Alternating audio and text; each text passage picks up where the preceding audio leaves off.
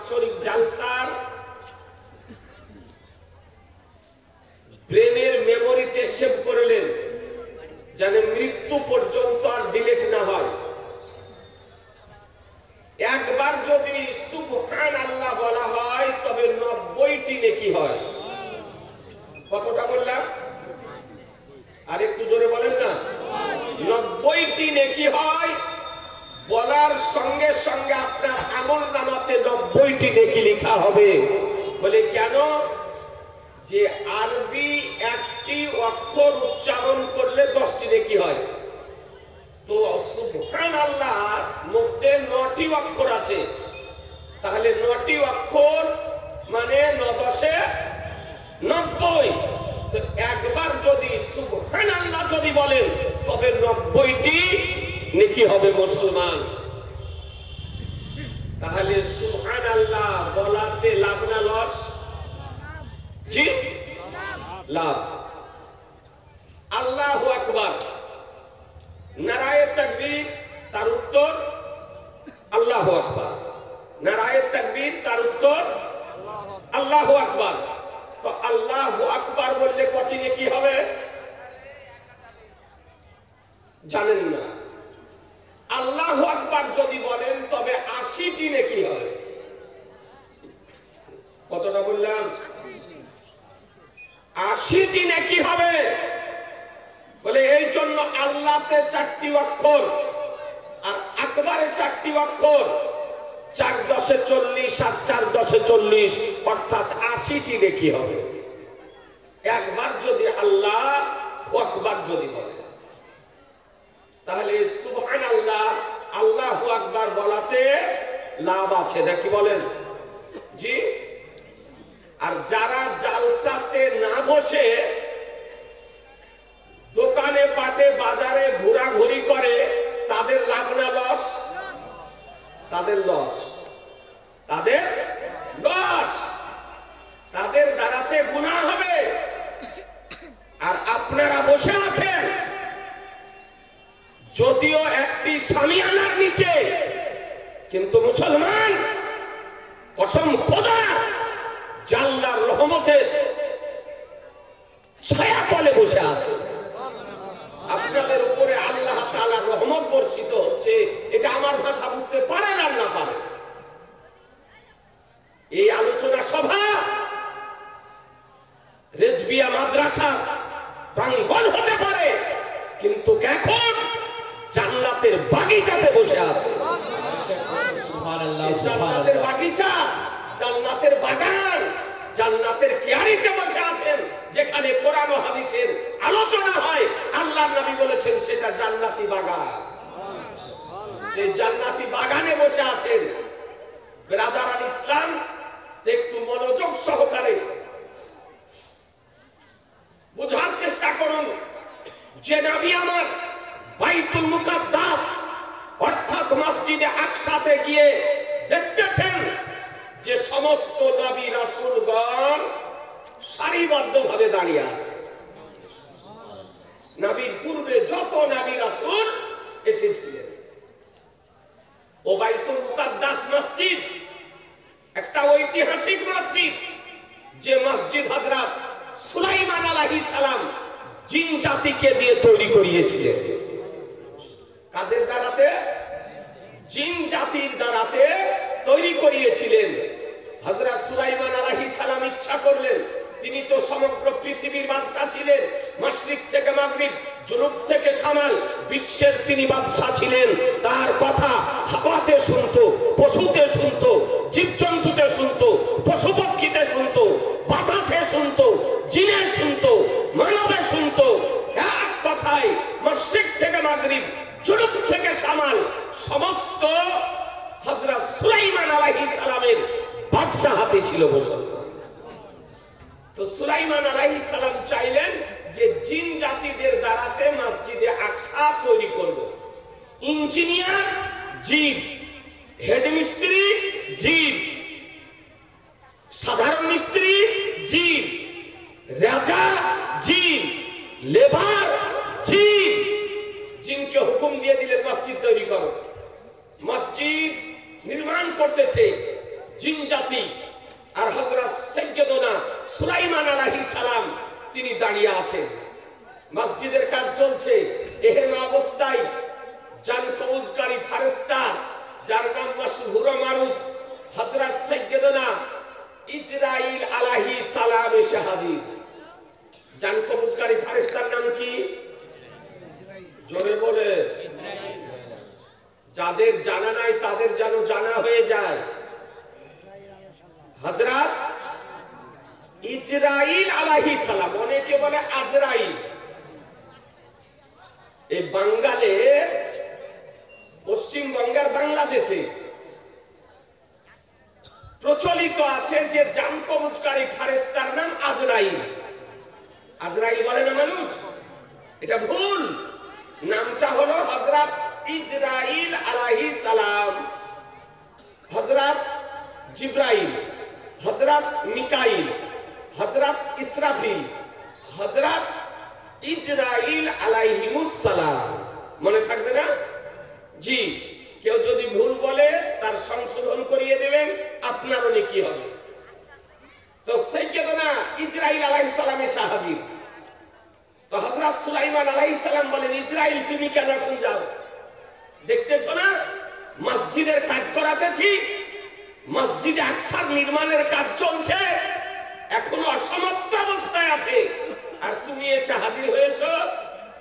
তো হযরত ইসরাইল আলাইহিস সালাম বলেন যে ইয়া নবী আল্লাহ, আপনি আল্লাহর নবী, আপনার নিকটে এসেছে আমি আল্লাহ তাআলার নির্দেশে, আল্লাহ তাআলার হুকুমে, আমি ইচ্ছাকৃত আসিনি। বলে তুমি আমার কাছে এসেছো, আমার ইন্তিকাল হবে তো মসজিদের কি হবে? কারণ আমার ইন্তিকাল হয়ে গেলে তো ইঞ্জিনিয়ার চলে যাবে, হেড মিস্ত্রি চলে যাবে, রেজা চলে যাবে, লেবার চলে যাবে, কাজ তো আর হবে না, কাজ পড়ে থাকবে। তো হযরত ইসরাইল আলাইহিস সালাম বললেন, ইয়া নবী আল্লাহ, আপনার পবিত্র রূহ মুবারক আমি নেব, কিন্তু কেউ বুঝতে পারবে না, কেউ বুঝতে পারবে না, না ইঞ্জিনিয়ার বুঝতে পারবে, না রেজা বুঝতে পারবে, না লেবার বুঝতে পারবে, না মিস্ত্রি বুঝতে পারবে, কেউ বুঝতে পারবে না। আজিজানে মুহতারাম, তো হযরত সুলাইমান আলাইহিস সালাম বলেন যে যদি তাই হয় তবে তোমার কাজ তুমি করো। তো হযরত ইসরাইল আলাইহিস সালাম হযরত সুলাইমান আলাইহিস সালামের পবিত্র রূহ মুবারক কে আপনার নিলেন। তিনি সেই সময় দণ্ডায়মান অবস্থায় ছিলেন, দাঁড়িয়ে ছিলেন, একটা হাতে আশা মোবারক ছিল হযরত সুলাইমান আলাইহিস সালামের, আশার উপরে ভর দিয়ে তিনি দাঁড়িয়েছিলেন, আর দাঁড়িয়ে থাকা অবস্থাতেই তার ইন্তিকাল হয়। সুলাইমান আলাইহিস সালামের ইন্তিকাল দাঁড়িয়ে থাকা অবস্থা হয়। আচ্ছা বলুন, দাঁড়িয়ে থাকা অবস্থাতে যদি কোনো ব্যক্তির মওত যদি হয়, ইন্তিকাল যদি হয়, তার দাঁড়িয়ে থাকতে পারবে? জি, কি হবে? পড়ে যাবে। এ তো আপনার আমার জন্য, যে আপনার আমার যদি ইন্তিকাল যদি হয় দণ্ডায়মান অবস্থাতে তো পড়ে যাব, কিন্তু হযরত সুলাইমান আলাইহিস সালাম দণ্ডায়মান অবস্থাতে ইন্তিকাল হলো, কিন্তু কসম খোদার তার বডি দাঁড়িয়েই ছিল। মুসলমান, তার বডি, দেহ দাঁড়িয়েই ছিল। কতদিন ছিল?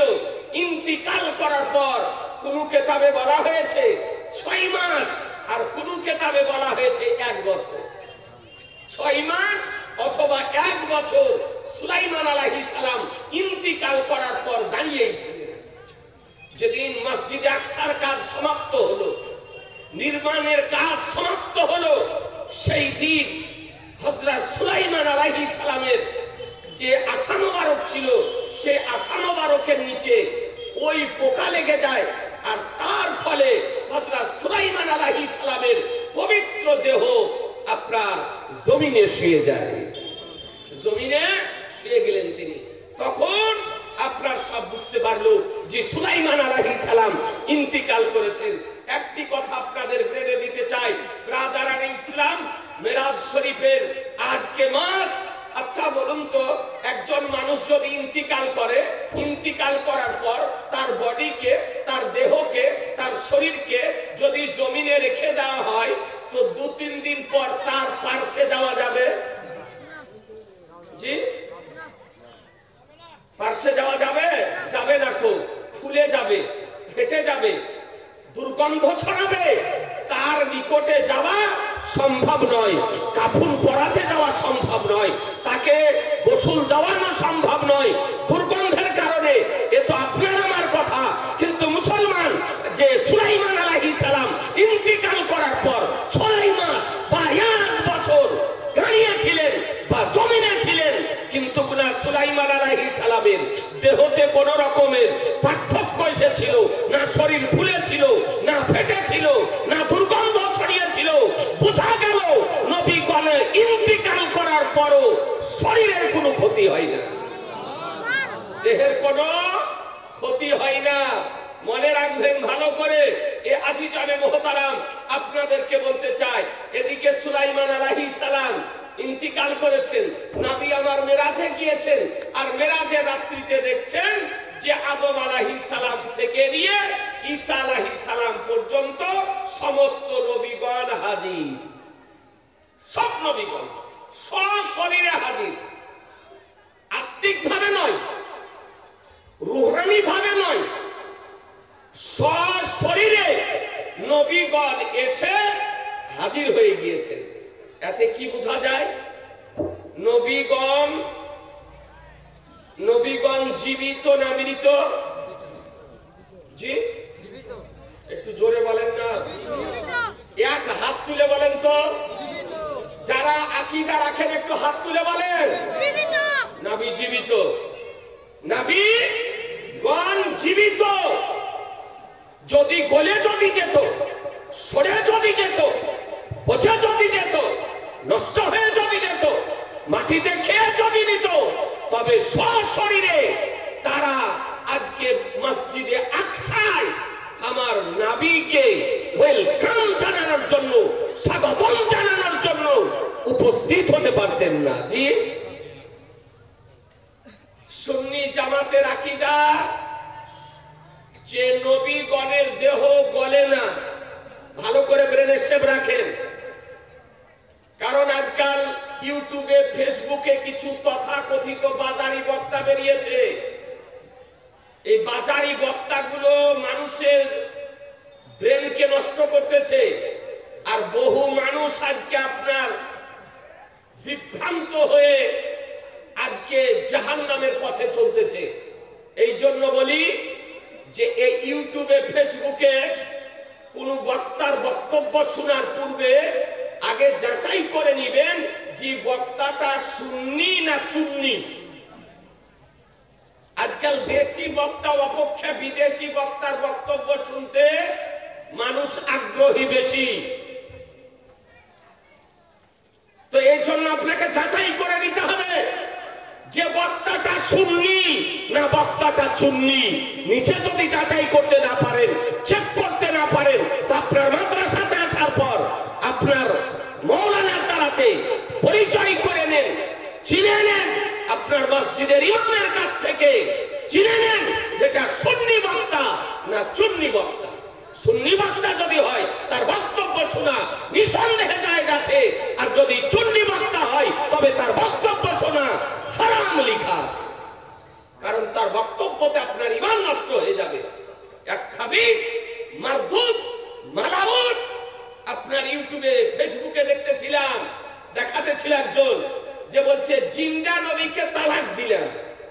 নাউজুবিল্লাহ। কি বলতেছে? জিন্দা নবীকে তালাক দিলাম। যারা জিন্দা বলে নবীকে, জিন্দা নবী, তো এই জিন্দা নবীকে তালাক দিলাম। এবার বলেন যে নবীকে যদি কেউ আমার তালাক দেয় তো মুসলমান থাকবে? জোরে বলবেন না? দাড়ি যদি থাকে তো মুসলমান থাকবে না? টুপি যদি পরে তো মুসলমান থাকবে? কোরআন শরীফ যদি পড়ে তো মুসলমান থাকবে? জিনা আমার নবীকে যদি কেউ বলে জিন্দা নবীকে তালাক দিলাম, তবে ও ব্যক্তি সঙ্গে সঙ্গে কাফের হবে মুসলমান। আর কাফের যদি হয়ে যায় তাহলে তার বক্তব্য শোনা যাবে এরকম বাজারি বক্তা ইউটিউবে বেরিয়েছে, ফেসবুকে বেরিয়েছে।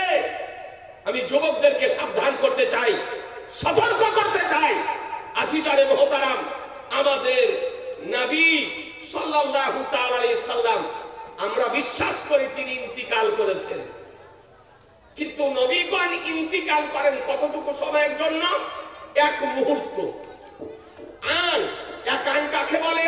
আমি একটি কথা বলছি, তারপরে দ্বিতীয় যে কথাটি বলছি, এই দুটি কথার মধ্যে যতটুকু সময় ততটুকু সময়ের জন্য নবীগণ ইন্তিকাল করেন, কিন্তু ইন্তিকাল করার পূর্বেও যেমন থাকেন, ইন্তিকাল করার পরেও তেমন থাকে, একই রকম থাকে।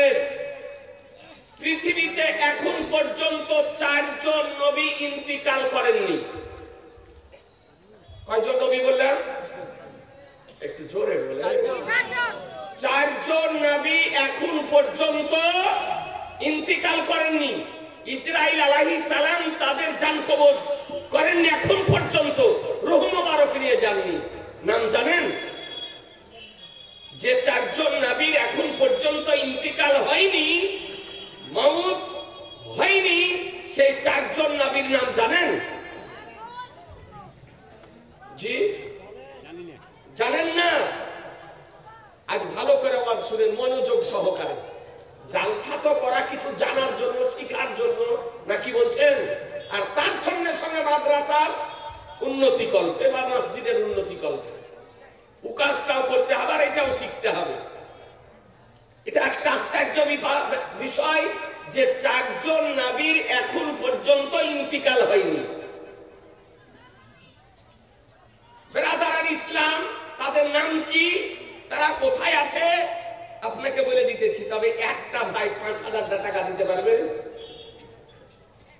এই জাফরাবাদের, কাপাসডাঙ্গা, শিবনগরের, মানিকনগরের যে কোনো গ্রামের একজন ভাই যদি পারেন 5,000 টাকা, আপনি 5 মাসে দিয়ে, দরকার হলে 6 মাসে দিয়ে, মাদ্রাসার ছাদ ঢালাই হবে। দোতলা ছাত্র নিয়ে খুব অসুবিধা হচ্ছে, দোতলার দেখেন কাজ আরম্ভ হয়েছে, জালসার পরে দোতলার ছাদ ঢালাই করা হবে। একটা ভাই, একটা কোন যুবক, মাদ্রাসা কমিটি হোক, বে কমিটি হোক, যে কোনো দেশের হোক, দিতে পারবেন না? জি 1 মিনিট আমি চাঁদা করতেছি না, তবে আপনাদের আজমাইশ করতেছি। একটা ভাই 5,000 টাকা। এখন তো লকডাউন কেটে গিয়েছে গো, একটা কোন যুবক নাই, জওয়ান নাই, মাত্র 5,000 টাকা। আপনাকে আমার রাসূলুল্লাহ দোহাই দিয়ে বলি, আজকে নবীর ঘরের জন্য, মাদ্রাসার জন্য একটা ভাই, যদি একজনের পক্ষে সম্ভব না হয় তো 5 জন ভাই 1,000 টাকা করে দিয়ে আপনি কোটাটা পূর্ণ করে দেন। 1,000 টাকা তো পারবেন? 5টা ভাই হাত উঠান তো দেখি। 1টা, 2টো, আর 3টা ভাই হাত উঠাতে পারবেন না? 1,000 টাকা করে টাকা, আর 3টা ভাই হাত উঠান। ওইখানে বোধহয় আমার ভাই আছে নাকি গো, লোকমান ভাই নাকি ওটা? সুবহানাল্লাহ, লোকমান ভাই। 3টা হলো, 3টা হয়েছে। খুব পুরানো মানুষেরা চলে, যেখানে একটা 4টা, এদিকে দেখো 4টা, আর একটা ভাই, একটু চট করে বলেন না, দেরি করেন না, আর একটা ভাই হাত উঠান। আমার রাসূলুল্লাহর দোহাই দিয়েছি, আল্লাহ হলেন দাতা, আর আমার নবী হলেন বন্টনকারী। এই দেখো 5,000 টাকা বাপের আর মায়ের নামে। সুবহানাল্লাহ। আপনার নাম কি? সাদ আকাশ মন্ডল। সাদ আকাশ মন্ডল ভাইজান আমার বাবা মায়ের নামে দেখেন 5,000 টাকা দিয়েছে। মুসলমান আলহামদুলিল্লাহ। দেখো এই এর নামটা লেখো, একটা গজল পড়তে দিলে গা হইতো। সাদিকুর খুব সুন্দর গজল পড়ে। রাদারান ইসলাম কট্টর টিটিএস যুবক ছেলে, অথচ এক ওয়াক্তের নামাজ কাজা হয় না। তো ভাইজান আমার 5,000 টাকা দিয়েছে। নারায়ে তাকবীর। এবার তো জোরে বলবে নারায়ে তাকবীর, নারায়ে রিসালাত, মাসলাক আলা হযরত।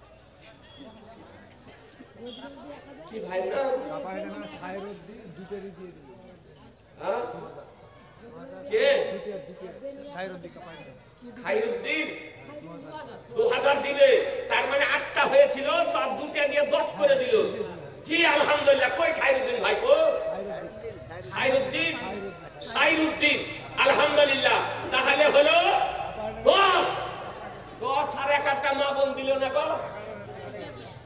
হ্যাঁ 10 আর এই ভাই দিয়ে হলো 11। জি আলহামদুলিল্লাহ। 11 জ্ঞানী শরীফ। আপনি 2000 টাকা দিবেন।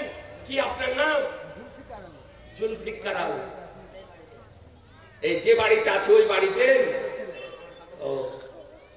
2000 টাকা জুলফিকার। আহা, একটা তরবারির নাম হলো জুলফিকার।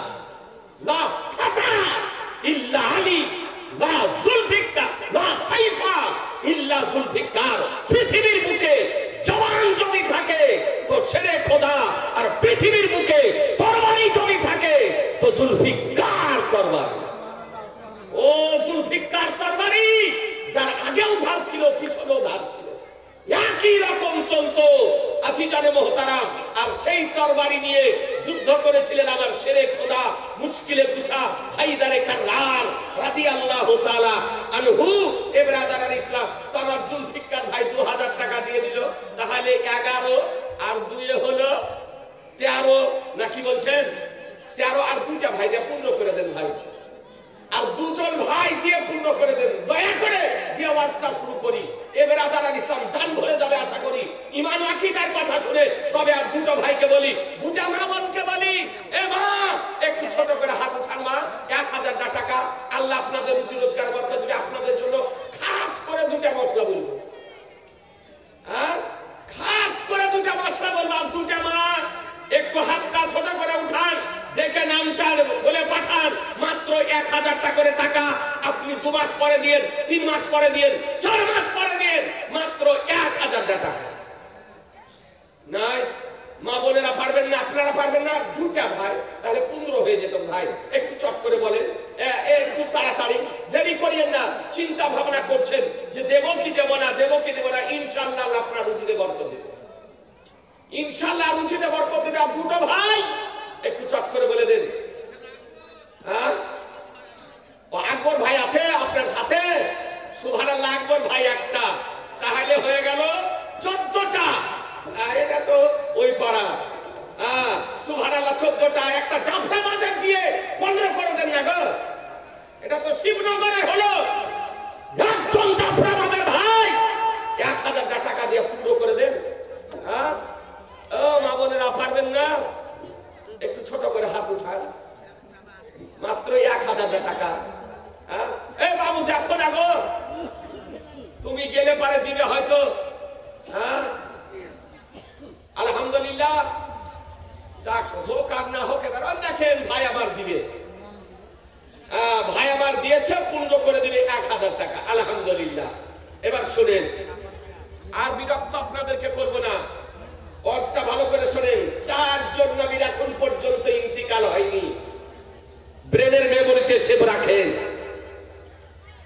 কে লিখতেছেন? আমার আলা হযরত আজিমুল বরকত মুজাদ্দিদুল দ্বীন ও মিল্লাত, ইমাম ইশক ও মোহাব্বত, ইমাম আহলে সুন্নাত, ইমাম আহমদ রাজা ফাজিল বেরলভী রাহমাতুল্লাহ আলাইহি, এবং হাকিমুল উম্মাহ মুফতি আহমদিয়ার খান আলাইহি রহমান রিদওয়ান কোরআন শরীফের তাফসীরের মধ্যে লিখেছেন যে 4 জন নবীর ইন্তিকাল আগে 2 জন নবী আছেন পৃথিবীতে, আর 2 জন নবী আছেন আকাশে। জমিনে কজন? 2 জন। আকাশে কয়জন? 2 জন। মুরসালিন 1000 টাকা তো 15তে 16 করে দিলেন, তার 4টে ধরে নিয়েছেন। যা 20 করেন, অনুরোধ করে বলছি 20 না করে দম নেবেন না। মা বোনদেরকে বলে, মা একটু আপনাদের কাছে ছেলে গিয়েছে, একটু নামটা বলে দেন। 1000 টাকা এখনই যদি লালবাগ হাসপাতালে যান, ডাক্তারের কাছে যান, তো আপনার 1000 টাকাতে হবে না। কিন্তু আল্লাহ যেন আপনাকে বালা মুসিবত থেকে রক্ষা করে। দান করলে বালা মুসিবত থেকে আল্লাহ বাঁচায়। আপনি ওয়াজটা শোনেন আর এই 4টে দিয়ে 20 করে দেন। মুসলমান তো 2 জন জমিনে আছেন, তার নাম হলো হযরত ইলিয়াস আলাইহিস সালাম আর হযরত খিজির আলাইহিস সালাম। কি নাম বললাম? হযরত ইলিয়াস আলাইহিস সালাম, মনে থাকবে না? মুখস্থ করে নেন। আর হযরত খিজির আলাইহিস সালাম, এই 2 জন নবী পৃথিবীতে আছেন, পৃথিবীতে ঘোরাঘুরি করেন, আপনারা আমরা দেখতে পাই না। যারা আল্লাহওয়ালা ব্যক্তি ঊর্ধ্ব স্তরের, তারা দর্শন লাভ করে থাকেন। আর এই 2 জন নবী প্রতি বছর পায়দল হেঁটে হজ করেন, প্রতি বছর হজ করেন।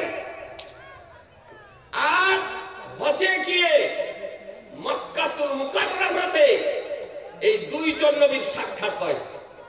হযরত খিজির আলাইহিস সালামের সঙ্গে হযরত ইলিয়াস আলাইহিস সালামের সাক্ষাৎ হওয়ার পর হজ করেন, ইহরাম বাঁধেন। যারা হাজী আছেন জানেন যে মাথা নাড়া করতে হয় অথবা চুলকে ছোট করতে হয়। তো ছোট করা অপেক্ষা নাড়া হওয়াটা হলো মুস্তাহাব, ভালো। তবে নাড়া হওয়া অথবা চুলকে ছোট যদি করে দেন তাও চলবে। তো নাড়া হন 2 জন নবী। তো 2 জন নবীকে নাড়া কে করে? কোন নাফিতে? জিনা। কিতাবে লেখা আছে যে 2 জন নবীর একসঙ্গে দেখা হয়। ইলিয়াস আলাইহিস সালাম নাড়া করে দেন খিজির আলাইহিস সালামকে, আর খিজির আলাইহিস সালাম নাড়া করে দেন হযরত ইলিয়াস আলাইহিস সালামকে। একটু জোরে বলেন সুবহানাল্লাহ। তারপরে ইহরাম বেঁধে হজ করেন, মদিনা শরীফ যান। তারপরে আবে জমজম, জমজমের যে কুয়া আছে, কুয়ার পাশে সে 2 জন নবী বসে যান। আর 2 জন নবী বসে দীর্ঘ সময় আলাপ আলোচনা করেন। আর হজের টাইম যখন শেষ হয় তখন 2 জন নবী আবার 2 দিকে চলে যান। 1 বছর আর দেখা হয় না, আবার হজের মৌকাতে দেখা হয়। তাদের এখনো ইন্তিকাল হয়নি। ইসরাইল আলাইহিস সালাম তাদের নিকটে উপস্থিত হননি। তারা যে অবস্থাতে ছিলেন সেই অবস্থাতেই আছে। বুঝা গেল? আর 2 জন নবী আকাশে জীবিত আছেন। কোথায়? জোরে বলে। আকাশের মধ্যে জীবিত আছেন 2 জন নবী। তাদের নাম কি? একজন হলেন হযরত ইদ্রিস আলাইহিস সালাম, আর দ্বিতীয় হলেন হযরত ঈসা আলাইহিস সালাম। মনে থাকবে না? আকাশে 2 জন নবী জীবিত আছে, তাদের নাম কি? হযরত ইদ্রিস আলাইহিস সালাম আর হযরত ঈসা আলাইহিস সালাম। হযরত ইদ্রিস আলাইহিস সালাম জান্নাত ভ্রমণে গিয়েছিলেন, জান্নাত ভ্রমণে গিয়েছিলেন। জান্নাত ভ্রমণে যাওয়ার পর আল্লাহ তাআলা বলেন, ইদ্রিস জান্নাত ভ্রমণ হয়ে গেল তো যাও। তো বলে আল্লাহ আর পৃথিবীতে যাব না, পৃথিবীতে যাব না। তো রব্বুল আলামিন বলেন যাও তুমি এখানেই থেকে যাও। দেখেন দিয়েছে মা বোনেরা, আল্লাহ যেন কবুল করে দেয়, রুজি রোজগারে যেন বরকত দেয়। তো আল্লাহ রেখে দিয়েছেন জান্নাতে, আকাশে আছেন। আর হযরত ঈসা আলাইহিস সালামকে যে হত্যার ষড়যন্ত্র করা হয়েছিল, সেই সময় মহান রব্বুল আলামিন ঈসা আলাইহিস সালামকে জীবিত অবস্থায় 40 বছর বয়সে আকাশে উঠিয়ে নিয়ে দ্বিতীয় আকাশে রেখেছেন মুসলমান। উনি এখন দ্বিতীয় আকাশে অবস্থান করতেছেন, হযরত ঈসা আলাইহিস সালাম।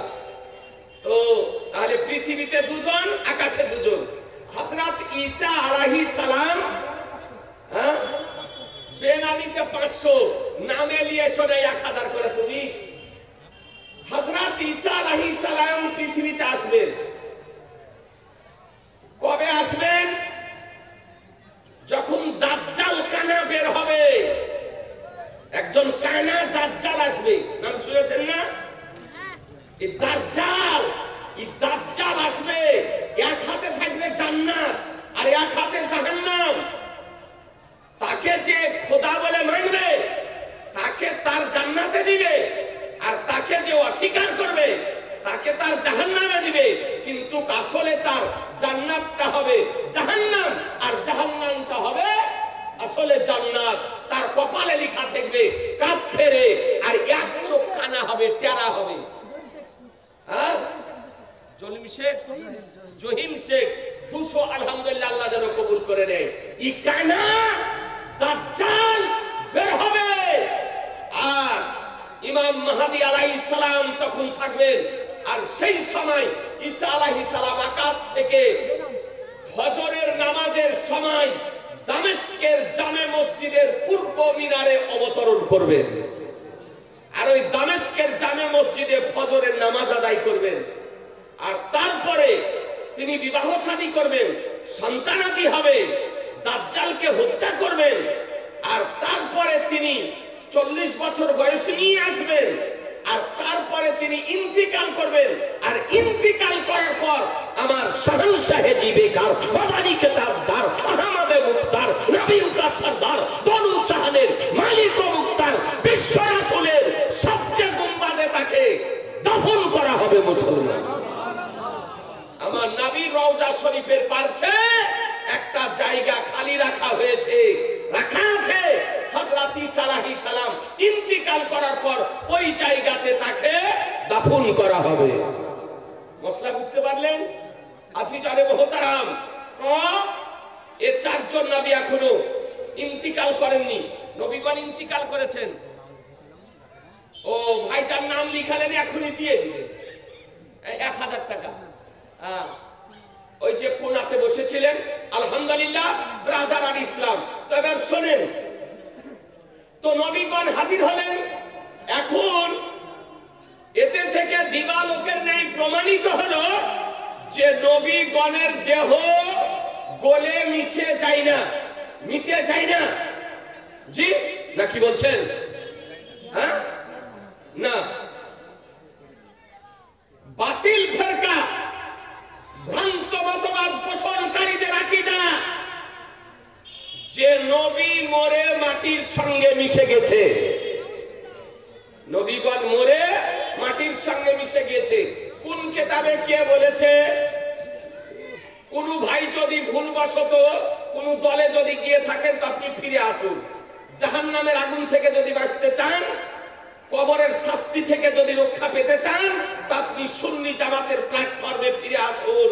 এ বেরাদার আর ইসলাম, আপনাদেরকে বলতে চাই, মাদ্রাসায়ে রাজবিয়া আপনাকে শিক্ষা দিবে সুন্নি জামাতের আকীদা।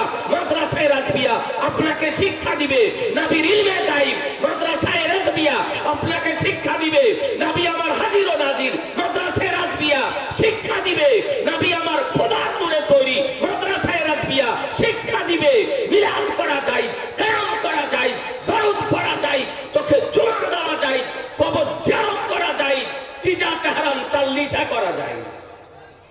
এ সুন্নি জামাতের মাদ্রাসা আপনাকে শিক্ষা দেবে। এ বেরাদার আর ইসলাম, তো কিতাবটির নাম হলো তাকবিয়াতুল ঈমান। তাকবিয়াতুল ঈমান কিতাবটি রাইটার এই ভ্রান্ত মতবাদ পোষণকারী যারা আছে তাদের সমস্ত দলের কেন্দ্রীয় নেতা, কেন্দ্রীয় গুরু, তার নাম হলো মোল্লা ইসমাইল দেহলভী। সেই বইটি 42 পৃষ্ঠাতে লিখতেছে যে নবী মরকর মাটি মে মিল গয়া, বলে নবী শুধু মরা নয়, বলছে নবী মরে মাটির সঙ্গে মিশে গিয়েছে। মাশাআল্লাহ, একটু জোরে বলেন মাশাআল্লাহ।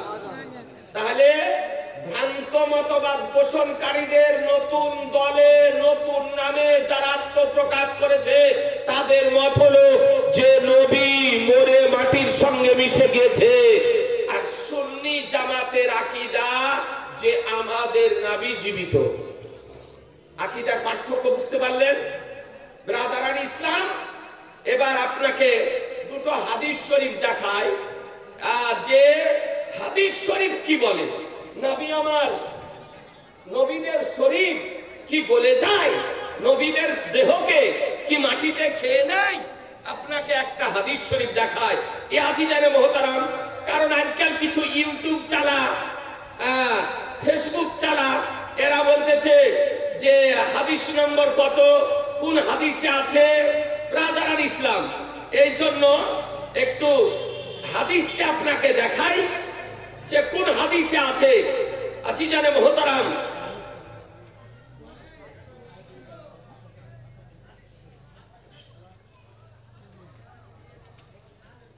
দেখুন হাদিস শরীফ। আন আউস ইবনে আউসিন قال قال رسول الله صلى الله عليه وسلم إن من أفضل أيامكم يوم الجمعة فيه خلق آدم وفيه قبض وفيه النفقة وفيه الساقة فأكثروا علي من الصلاة فيه فإن صلاتكم معروضة علي. قالوا يا رسول الله وكيف تورد صلاتنا عليك وقد أرمت؟ قال يقولون بليت. قال إن الله عز وجل حرم على الأرض أجساد الأنبياء. একবার সুবহানাল্লাহ বলেন। হাদিসটি কোথায় আছে? সিহা সিত্তার মধ্যে একখানা হাদিস, আবু দাউদ শরীফ, পিওর আরবি, কিতাবুস সালাত, বাবু ফাদলি ইয়াউমিল জুমআ অধ্যায়ে হাদিস নম্বর 1047, page number 159, print Darus Salam, Riyad, Saudi আরব। হাদিসের বাংলা অনুবাদ হযরত আউস ইবনে আউস রাদিয়াল্লাহু তাআলা হতে বর্ণিত যে রাসূলুল্লাহ সাল্লাল্লাহু তাআলা আলাইহি সাল্লাম বলেন, তোমাদের দিন সমূহের মধ্যে সর্বশ্রেষ্ঠ দিন হলো শুক্রবার। কে বলতেছেন? আমার রাসূলুল্লাহ। সমস্ত দিনের মধ্যে সর্বশ্রেষ্ঠ দিন কি বার? শুক্রবার। একটু জোরে বলেন। শুক্রবার। এই দিনে হযরত আদম আলাইহিস সালামকে তৈরি করা হয়েছে। এই দিনে আদম আলাইহিস সালামের রূহ কবজ করা হয়েছে। এই দিনেই সুর ফুঁকা হবে, আর এই দিনেই সব মানুষ বেহুশ হবে। তো এই দিন আমার উপর অতিরিক্ত দরুদ শরীফ পাঠ করো, অর্থাৎ এই শুক্রবারের দিন আমার উপর বেশি বেশি করে দরুদ শরীফ পাঠ করো, কেননা তোমাদের দরুদ শরীফ আমাকে পৌঁছানো হয়। সাহাবায়ে কেরামগণ আবেদন করলেন, ইয়া রাসূলুল্লাহ, যে সময় আপনি আপনার উপর আমরা দরুদ পড়ব, তো এই দরুদ শরীফ কেমন করে আপনার নিকটে পৌঁছানো হবে যখন আপনি ইন্তিকাল করে যাবেন? আপনি যখন ইন্তিকাল করে যাবেন, আপনি যখন কবর শরীফে যাবেন, তখন আমাদের দরুদ আপনার নিকটে কেমন করে পৌঁছানো হবে? সাহাবায়ে কেরামগণ জিজ্ঞাসা করতেছেন। তো আমার নবী বলেন যে শোনো, আল্লাহ তাআলা নবীগণের দেহকে খাওয়া মাটির জন্য হারাম করে দিয়েছে। নবীগণের দেহকে খাওয়া মাটির জন্য হারাম করে দিয়েছেন।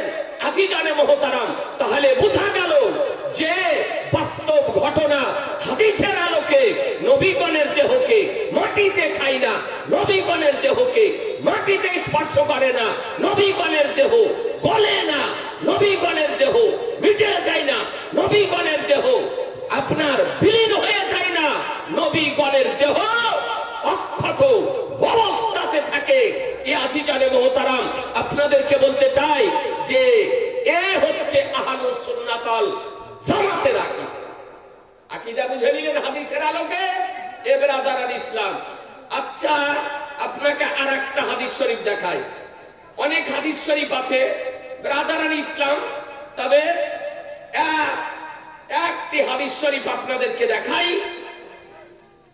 যে হাদিস শরীফটি আপনার বর্ণিত হয়েছে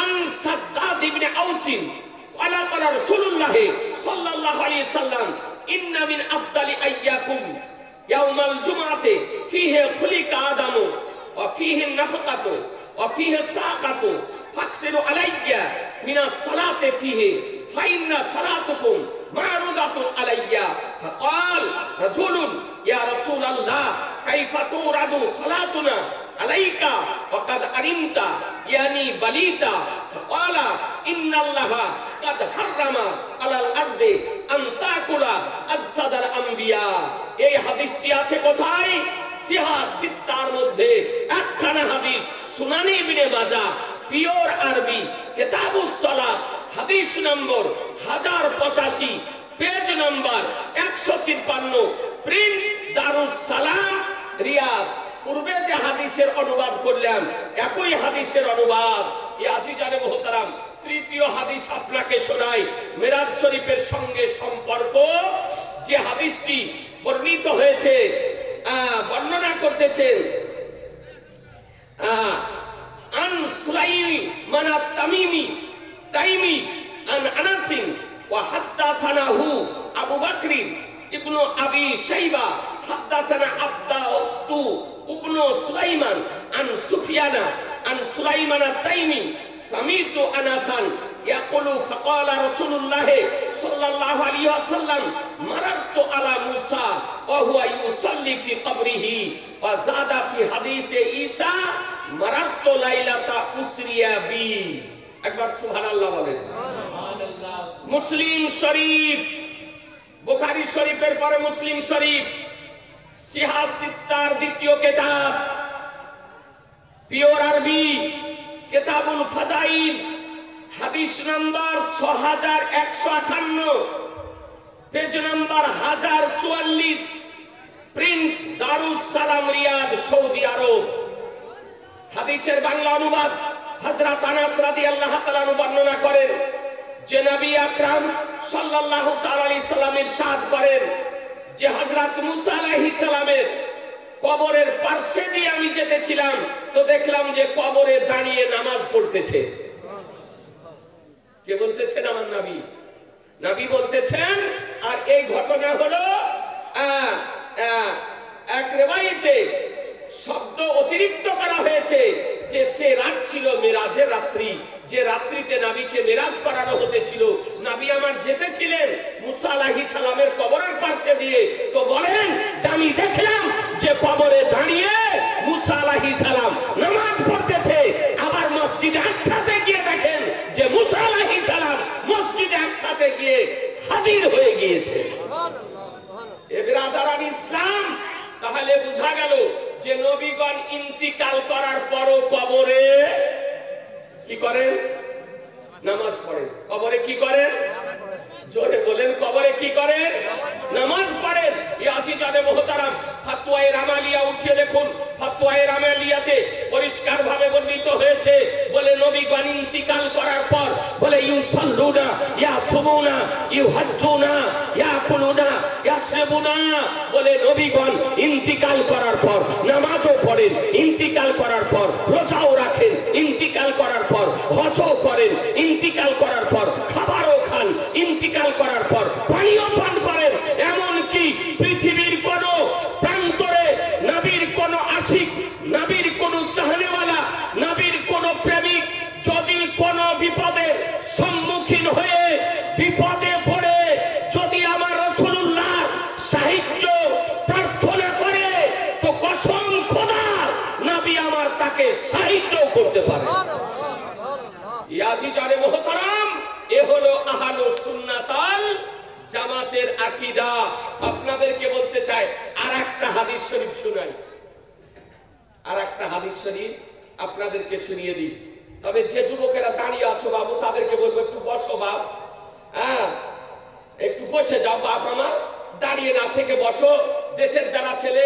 মাদ্রাসার কমিটি যারা তাদেরকে বলবো জি বসে যাও আর একটা হাদিস শরীফ শোনাবো তবে একটা ভাই 1000 টাকা দিতে পারবেন না জি আপনি 1000 টাকা দিয়ে কিনে হাদিস পাবেন না একটা ভাই 1000 টাকা যদি দিতেন হাদিসটা আপনাকে শুনিয়ে দিতাম কত পেজে আছে হাদিসটি আপনাকে হাদিসটি শুনিয়ে দিতাম একটা ভাই একটা মা বোন যদি পারতেন 1000 টাকা হ্যাঁ সুবহানাল্লাহ সুবহানাল্লাহ একটু চট করে একটু দেন আপনাদেরকে বলে দিই হাদিসটা একটু বলে দিই একটা ভাই তাহলে মনে হয়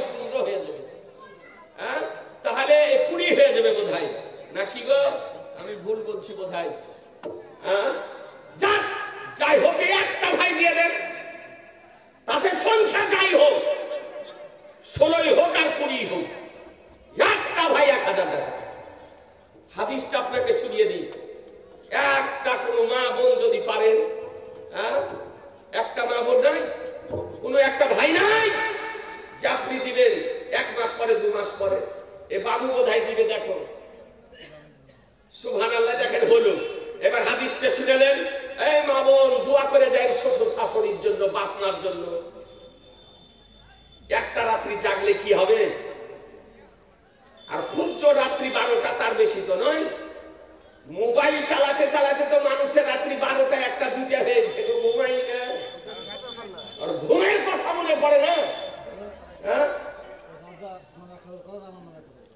রাজা নামে 1000 আর তোমার নামে 1000। ইব্রাহিম, কত সুন্দর নাম। তোমার আমার স্নেহাশিস, খুব ভদ্র ছেলে বিরাদার, সামনে নাম করতে নাই, হাতে মানুষ করেছি, খুব ভদ্র ছেলে। মৌলানা জালালউদ্দিন আপনাদের মাদ্রাসায় আছে, জোরে কথা বলতে জানে না, মাদ্রাসায় রেখেছেন আলহামদুলিল্লাহ। মৌলানা জালালউদ্দিন আমার স্নেহাশিস 1100 টাকা দেবে আলহামদুলিল্লাহ এই মাদ্রাসার জন্য।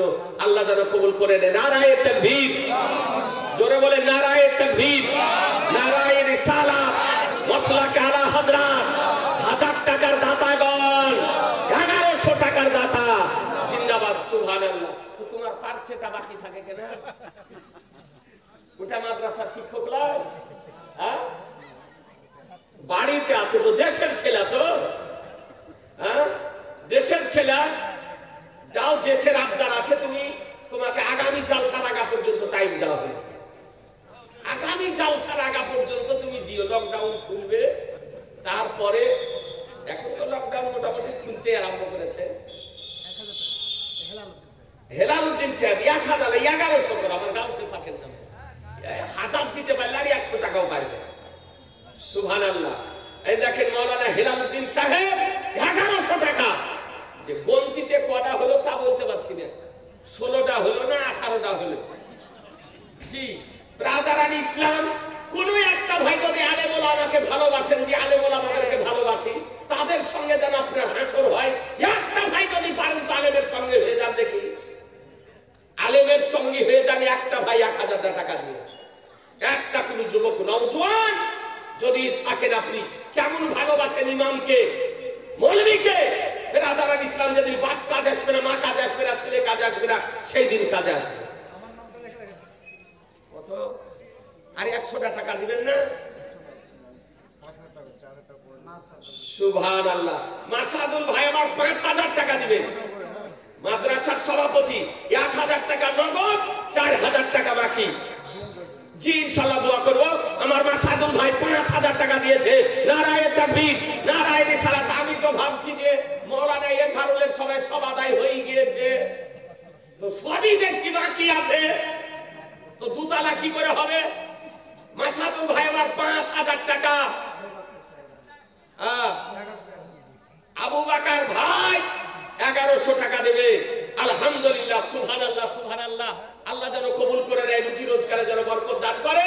একবার নারা দিয়ে দেন, নারায়ে তাকবীর, নারায়ে রিসালাত, মাসলাকে আলা হযরত। 5000 টাকার দাতা, 1100 টাকার দাতাগণ, জিন্দাবাদ, সুবহানাল্লাহ। একবার দরুদ শরীফ পড়েন, আপনাকে হাদিসটা শোনায়। আল্লাহুম্মা, জোরে সকলে মিলে, মাওলানা মুহাম্মদ ওয়া আলা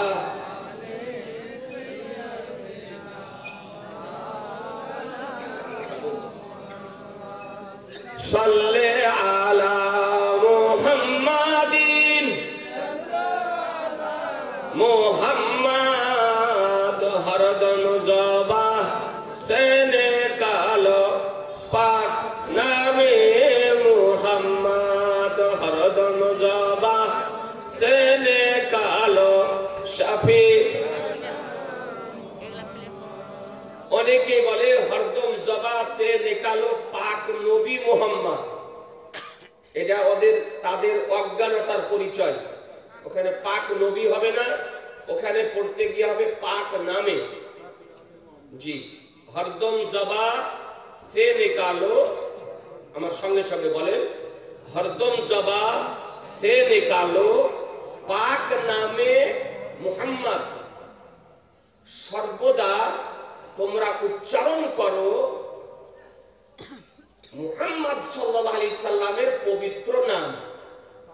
পাক মানে পবিত্র, নাম মানে নাম, আর নামটা কি? মুহাম্মদ সাল্লাল্লাহু আলাইহি সাল্লাম। এখানে অনেকে লড়াই তো আমাদেরকে করতে হয়, ওই যারা পাক নবী পড়ছে ওদেরকে তো লড়াই করতে হয় না, ওরা পড়ে দিয়ে চলে আসে, আর ধরে তখন আমাদেরকে মুনাজারা করতে হয় যায় আমাদেরকে তখন। এই জন্য বড়রা কিভাবে পড়ছে ছোটদের উচিত বড়দের শুনে অনুসরণ করা, না হলে মোল্লা মুন্সি যারা আপনার কিছুই জানে না এরকম ব্যক্তির অনুসরণ করতেছে, যে পাক নবী পড়ছে, এবার দেখা দেখি সবাই পড়ছে, তো এটা আপনার হবে না। হরদম জবা সে নিকালো পাক নামে মুহাম্মদ, হরদম জবা সে নিকালো শফি আনা মুহাম্মদ। শফি না নয়, শফি আনা মুহাম্মদ, মনে থাকবে না? জি হ্যাঁ, শুদ্ধভাবে পড়তে হবে দরুদ। এটা কিন্তু দরুদ নয়, এটা নবীর প্রশংসা গীতি। হরদম জবা সে নিকালো পাক নামে মুহাম্মদ, হরদম জবা সে নিকালো শফিয়ানা মুহাম্মদ, এটা হচ্ছে নবীর প্রশংসা গীতি। এটা হলো নবীর নাত শরীফ, আর তার আগা পর্যন্ত হলো দরুদ শরীফ। আজিজারে মোহতারাম, এবার শোনেন হাদিসটি। আর একটা হাদিস বলে দিই, আজকাল হাদিস যে কোনো কথা বললেই বলছে কোন হাদিসে আছে, কোন হাদিসে আছে, অথচ হাদিসের হওয়া বুঝে না। জীবনে কোনদিন মাদ্রাসার দরজা চোখে দেখেনি, কোরআন শরীফের কোন জায়গাতে আছে, কোরআন শরীফের কেউ জানে না, অথচ বলছে জি কোরআন শরীফে কোথায় আছে, কোন হাদিসে আছে, কত পৃষ্ঠায় আছে। তো হাদিস শোনেন, মিশকাত শরীফ, কুতুবখানা রাশিদিয়ার প্রিন্ট, 121 পৃষ্ঠা। হাদিসের রাবি আবি দারদা রাদিয়াল্লাহু তাআলা আনহু, আন আবি দারদা قال النبي صلى الله تعالى عليه وسلم ان الله حرم على الارض ان تاكل اجساد الانبياء فنبي الله حي يرزق। আবি দারদা রাদিয়াল্লাহু তাআলা আনহু বর্ণিত, তিনি বর্ণনা করেন যে আমার রাসূলুল্লাহ সাল্লাল্লাহু আলাইহি সাল্লাম বলেন, নিশ্চয় আল্লাহ তাআলা মাটির জন্য নবীগণের দেহকে খাওয়া হারাম করে দিয়েছেন। তা আল্লাহর নবী জীবিত আছেন, কবরে খাদ্য দেওয়া হয়। একবার সুবহানাল্লাহ বলা যাবে না? আরেকটু জোরে। ও ফানাবিউল্লাহ হাইকুন, তা আল্লাহর নবী জীবিত, কবরে রুচি দেওয়া হয়, খাদ্য দেওয়া হয়। তো কোথাকার খাদ্য? এ বেরাদার, একটা দল বেরিয়েছে, ওর নাম হচ্ছে কাদিয়ানি জামাত, নাম শুনেছেন? ওরা নিজেরা নিজেদেরকে বলে আহমাদি মুসলিম। তো ওর নাম হলো মওলা মির্জা গোলাম আহমদ কাদিয়ানি। মির্জা গোলাম আহমদ কাদিয়ানি, ওর বাড়ি হলো পাঞ্জাবের গুরুদাসপুরের কাদিয়ান নামক গ্রামে। তাই ওর গ্রামের দিকে সম্পর্ক করে বলা হয় কাদিয়ানি জামাত। এই দলটার প্রতিষ্ঠাতা ও নিজকে ভগবান বলেছে, কৃষ্ণ বলেছে, তারপরে মুজাদ্দিদ বলেছে, তারপরে ঈসা মাসিহ বলেছে, তারপরে নিজকে খোদা বলেছে, তারপরে নিজকে নবী বলেছে, কিছু বলতে ও বাকি রাখেনি, তো যা ছিল সব ভুলে নিয়েছে। বুঝতে পারলেন? আর বাপের নাম হলো আব্দুল হাকিম, আর ওর মার নাম হলো চেরাক বিবি। চেরাক বিবির বেটা মির্জা গোলাম আহমদ কাদিয়ানি ডায়রিয়ার অসুখ হয়ে পায়খানার ঘরে মুখ থুবড়ে পড়ে মারা গিয়েছিল। এই মির্জা গোলাম আহমদ কাদিয়ানি, জি কোন কিতাবে আছে যদি দেখতে হয় তা আপনি দেখে নিন। কিতাবটির নাম কাদিয়ানি জালিয়াত। কাদিয়ানি জালিয়াত বাংলাতে সেই কিতাবটিতে আপনার লেখা আছে, আর উর্দু বইয়ে তো আছে। আবু তাহের বর্ধমানীর লেখা কাদিয়ানি জালিয়াত, ওই বইটাতে আপনার লেখা আছে। ই অধমেরও একটা বই লেখা আছে, কাদিয়ানীদের ধোঁকাবাজি। কাদিয়ানীদের ধোঁকাবাজি, এই বইটি আমার লিখনি, আপনার একটা লিখনি আছে। তবে রাদারান ইসলাম এরা বলছে, মানুষকে বলছে যে আচ্ছা বলো, কবরে যদি খাবার খায় তাহলে খাবার খেলে পেশাব পায়খানা হবে, তাহলে নবীগণ পেশাব পায়খানা কোথায় করে? কবরে যদি পেশাব পায়খানা করে তো কিছুদিন পর তো ভর্তি হয়ে যাবে। এক মৌলবি আপনাকে বলেছে, ও মৌলবিকে, কাদিয়ানীকে, যে নবীগণ পেশাব পায়খানা করে আর তোমার মুর্দা গুলো তো খাইতে পায় না, যে যেটা সাফ করে দিয়ে আসে, এটা তোমাদের মুর্দা গুলো কাজ করে কাদিয়ানী। তো ওটা হচ্ছে একটা হঠাৎ জব্দ করার কথা। আপনার তো শুনলেন নবীগণকে যে কবরে খাদ্য দেওয়া হয়, এটা আপনার আমার বাড়ির তৈরি করা খাদ্য নয়। নবীগণকে যে খাদ্য দেওয়া হয় কবরে, এটা জান্নাতি খাদ্য। এটা কোথাকার খাদ্য? জান্নাতি খাদ্য। জান্নাতি জান্নাতে যাবে, ইচ্ছা মোতাবেক খাবার খাবে, কিন্তু জান্নাতীদের পেশাবও হবে না, পাখানাও হবে না, তারা একবার ঢেকর নেবে, তাদের খাবার হজম হয়ে যাবে।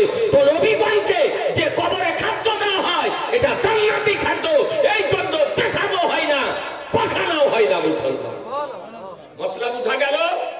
এ বেরাদার, তো আসুন, তো পরিষ্কার হয়ে গেল আলোচনা থেকে যে নবীগণ এর দেহ নষ্ট হয় না, সশরীরে উপস্থিত হতে পারেন। মসজিদে আকসাতে আজকে মুসাল্লা খালি, নবীগণ দাঁড়িয়ে আছেন। সাইয়্যিদুনা জিবরাইল আলাইহিস সালাম বলেন, বলে ইয়া রাসূলুল্লাহ, মুসাল্লা খালি আছে, 2 রাকাত নামাজ পড়িয়ে দেন। আজকে আপনি হবেন ইমাম, আদম আলাইহিস সালাম হবেন মুক্তাদি, আপনি হবেন ইমাম, ঈসা আলাইহিস সালাম হবে মুক্তাদি, আপনি হবে ইমাম, ইউনূস আলাইহিস সালাম হবে মুক্তাদি, আপনি হবে ইমাম, মুসা আলাইহিস সালাম হবে মুক্তাদি, আপনি হবেন ইমাম, জাকারিয়া আলাইহিস সালাম হবে মুক্তাদি, আপনি হবেন ইমাম, ইয়াকুব আলাইহিস সালাম হবেন মুক্তাদি, আপনি হবেন ইমাম, সুলাইমান আলাইহিস সালাম হবে মুক্তাদি, আপনি হবেন ইমাম, মুসা আলাইহিস সালাম হবেন মুক্তাদি, আপনি হবেন ইমাম, ইব্রাহিম আলাইহিস সালাম হবেন মুক্তাদি, আপনি হবেন ইমাম, হযরত ইউসুফ আলাইহিস সালাম হবেন মুক্তাদি, আপনি হবেন ইমাম, হযরত ঈসা আলাইহিস সালাম হবে মুক্তাদি। অর্থাৎ ইয়া রাসূলুল্লাহ, আজকে আপনি হবেন ইমাম, আর সমস্ত নবী রাসূল হবে আজকে মুক্তাদি। ইয়া রাসূলুল্লাহ, সেই দিন নবী আমার 2 রাকাত নামাজ পড়িয়েছিলেন। নবী হলেন ইমাম, আর সমস্ত নবী রাসূলগণ হলেন মুক্তাদি। এই জন্য আমাদের নবীকে বলা হয় ইমামুল আম্বিয়া। ইমামুল আম্বিয়া, সমস্ত নবীগণের ইমাম, সাইয়্যিদুল মুরসালিন, অর্থাৎ সমস্ত রাসূলদের সরদার। এ বেরাদার, তো নবী পাক সাহেবে লাউলাদ সাল্লাল্লাহু তাআলা আলাইহি সাল্লাম বাইতুল মুকাদ্দাস মসজিদে 2 রাকাত নামাজ পড়িয়ে দিলেন। দেওয়ার পর জিবরাইল আলাইহিস সালাম বলেন, ইয়া রাসূলুল্লাহ চলুন। ওরা ঊর্ধ্বগমনে যেতেছে। পৃথিবী থেকে প্রথম আকাশের দূরত্ব, অনেক জেনারেল শিক্ষিত ছেলে আছে, যুবকেরা আছে, আমি তাদের একটু অবগতির জন্য বলি, ইসলামে এমন কোন বিষয় নাই যার ফয়সালা নাই, কিন্তু জানতে হবে। জমিন থেকে প্রথম আকাশের দূরত্ব হচ্ছে 500 বছরের পথ। মিডিয়াম উটের চালে, একটা মিডিয়াম উট যে গতিতে চলে, সেই গতিতে চললে জমিন থেকে প্রথম আকাশে যেতে সময় লাগবে 500 বছর। বুঝা গেল? এতটা দূরত্ব। আর এক আকাশ আছে 7টি। আকাশ কয়টি? 7টি। 7টি স্তর, আকাশের স্তর 7টি। আর একটি আকাশ থেকে দ্বিতীয় আকাশের দূরত্ব হচ্ছে 500 বছরের পথ। আর একটি আকাশের প্রশস্ত হচ্ছে, চওড়াই হচ্ছে 500 বছরের পথ। বুঝতে পারলেন না? জমিন থেকে আকাশের দূরত্ব 500 বছরের। একটা আকাশের আপনার প্রস্থ হচ্ছে 500 বছরের পথ। অর্থাৎ একটা আকাশ অতিক্রম করতে সময় লাগবে 500 বছর। আর এক আকাশ থেকে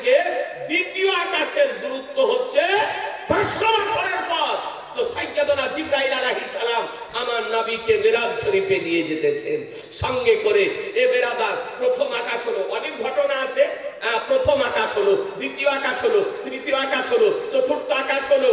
প্রত্যেক আকাশে প্রত্যেক নবীর সঙ্গে সাক্ষাৎ। দেখুন মুসলমান, বাইতুল মুকাদ্দাস মসজিদে নামাজ আদায় করছেন, অথচ নবীর যাওয়ার আগে ইব্রাহিম আলাইহিস সালাম পৌঁছে গিয়েছেন, মুসা আলাইহিস সালাম পৌঁছে গিয়েছেন, ঈসা আলাইহিস সালাম পৌঁছে গিয়েছেন। নবীগণ আকাশে গিয়ে হাজির হয়ে গিয়েছেন। মুসলমান, এই নবীদেরকে পাওয়ার কে দিয়েছেন? জোরে বলেন আল্লাহ। আরেকটু জোরে আল্লাহ। আল্লাহ। এই মোল্লার শরীরে চুলকানি হবে কেন?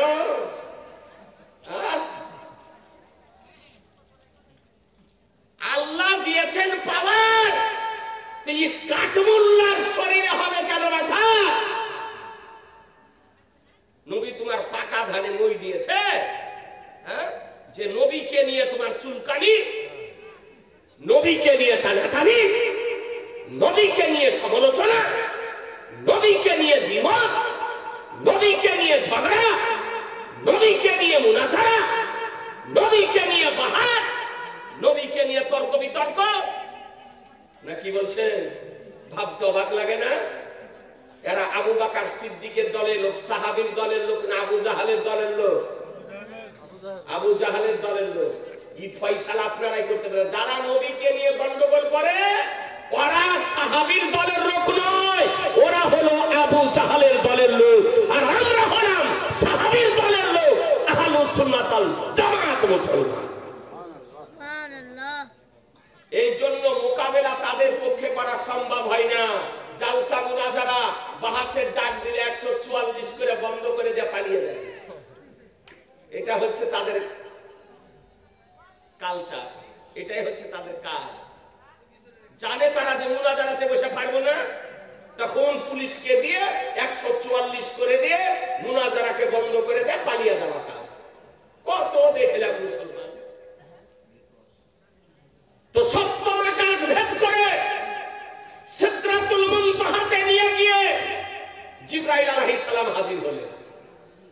এই সিদরাতুল মুনতাহা হচ্ছে আপনার জিবরাইল আলাইহিস সালামের শেষ গন্তব্যস্থান। এর নামটা কি বললাম?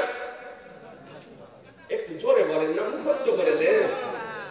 এই জন্য জোরে বলাছি যে একটু যদি মুখে উচ্চারণ করেন তাহলে মুখস্থ হয়ে যাবে, মুখস্থ হয়ে গেলে মনে থেকে যাবে। মাদ্রাসার সেক্রেটারি মুকসেদুল ৮,০০০ টাকা দিয়েছে, আর ২,০০০ টাকা দিয়ে ১০,০০০ করবে না? নাইখো লেখে লাও বলে মুফতি সাহেব লিখিয়ে দিয়েছে ১০,০০০। সেক্রেটারি ভাঙনি টাকা করে, যদি ৮,০০০ দিতে পারে তা ২,০০০ পারবে না? এই সভাপতি সাহেব, দায়িত্বটা আপনাকে নিতে হবে বলে মুফতি সাহেব জোর করে ২,০০০ টাকা লিখিয়ে দিয়ে গেছে। তার মানে ভাঙনি লাইনি পুরাপুরি নিয়েছে। কমিটির যারা আছে সবাই মিলে বলবেন ইনশাআল্লাহ দিয়ে দিবে, আর না হলে আমাকে ফোনটা করে লাগিয়ে দেন, আমি বলে দিব, আর না হলে এখনই ফোন লাগাও বলে দিতেছি। মাদ্রাসার সেক্রেটারি মুকসদুল ১০,০০০ টাকা দিবে, ৮,০০০ টাকা নগদ আর ২,০০০ টাকা বাকি। ফোন লাগাও না, জালসা শুনবে না? লাগাও ফোন। মুকসদুল কেউ মাদ্রাসার জালসাতে আসেনি, ঠিকাদার মানুষ বাহিরে আছে, আসেনি, তার জন্য ২,০০০ টাকা। যদি আসতো তাহলে কোন রকম হয়তো হতো না, কিন্তু যেখানে সেক্রেটারি হয়ে মাদ্রাসার জালসাতে আসেনি এই জন্য ২,০০০ টাকা চাপলো, দিয়া ১০,০০০ টাকা হলো। পাওয়া যাবে না? যাবে না? যাবে না? হ্যাঁ যাবে। যদি কিছু করে তো আমাকে ফোনটা করতে দিন, তাহলে হবে। মকসদুল ১০,০০০ টাকা, ৮,০০০ টাকা নগদ, ২,০০০ টাকা বাকি জালসাতে হাজির না থাকার জন্য। না হলে তার একটু বেশি হয়তো হতো, হাজির থাকলে বেশি হতো তো কম হতো না। নাকি বলছে? জি ইনশাআল্লাহ দিবে। মাদ্রাসা দোতলা হবে। আগামী জালসার আগা পর্যন্ত রোজার মধ্যে দোতলা করতে হবে। রোজার পরে ছেলেরা ভর্তি হবে, তাহলে আপনার যেন অসুবিধা না হয়। নারায়ে তাকবীর। জোরে বলেন না। এর আগে কেউ ১০,০০০ টাকা দিয়েছে? না, দেয়নি। এক গাড়ি ইট দিয়েছে, আর একটা পার্টি যদি থাকতো 10,000 টাকার। নারায়ে তাকবীর, নারায়ে রিসালাত, ওয়াসলাক আলা হাজরাত, 10,000 টাকার দাতা মুকসাদম সাহেব জিন্দাবাদ। সুবহানাল্লাহ, আল্লাহ যেন কবুল করে নেয়। তোমার সঙ্গে তো সম্পর্ক আছে, সভাপতি আছে বলে হুজুর 2,000 টাকারও বেশি করে 10,000 করে দিয়েছে, ইনশাআল্লাহ দিবে। আজিজানে মুহতারাম, তো জিবরাইল আলাইহিস সালামের শেষ গন্তব্য স্থান হচ্ছে সিদরাতুল মুনতাহা। তো জিবরাইল আলাইহিস সালাম সিদরাতুল মুনতাহা, ওটা একটা কুলের গাছ। কিসের গাছ?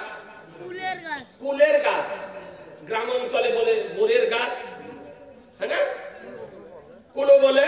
তো এটা একটা কুলের গাছ, আর শিকড় হলো ষষ্ঠ আকাশের নিচে, বুঝলেন? আর ওর শাখা প্রশাখা হলো ষষ্ঠ আকাশের উপরে। ফুলের গাছ, ওর পাতাগুলো হলো হাতির কানের সমান। হাতির কান যত বড় বড় হয়, ওই গাছের পাতাগুলো হলো হাতির কানের সমান। আর ওর ফুলগুলো হলো এই যে মাটির ইগুলো, আপনার ওই ঘড়াগুলোতে পানি ভরে না, মাটির ঘড়াগুলো হয়, ওই ঘড়াগুলোর সমান হচ্ছে ওই কুল। কুলগুলো হচ্ছে ওই মাটির ঘড়ার মতন, আর পাতা হচ্ছে হাতির কানের মতন। ওর নাম হলো সিদরাতুল মুনতাহা, সেটা হলো কুলের গাছ। ওটা হলো জিবরাইল আলাইহিস সালামের শেষ স্থান। এই সুযোগে একটা আপনাকে ইসলামিক কুইজ বলবো। পৃথিবীর বুকে, সমগ্র পৃথিবীতে যত রকমের, যত ধরনের, যত কোয়ালিটি ফল, ফুল, কাঠ এর গাছ আছে, বৃক্ষ আছে, তার মধ্যে সর্বশ্রেষ্ঠ, সর্বোত্তম গাছ, তার নাম কি জানেন?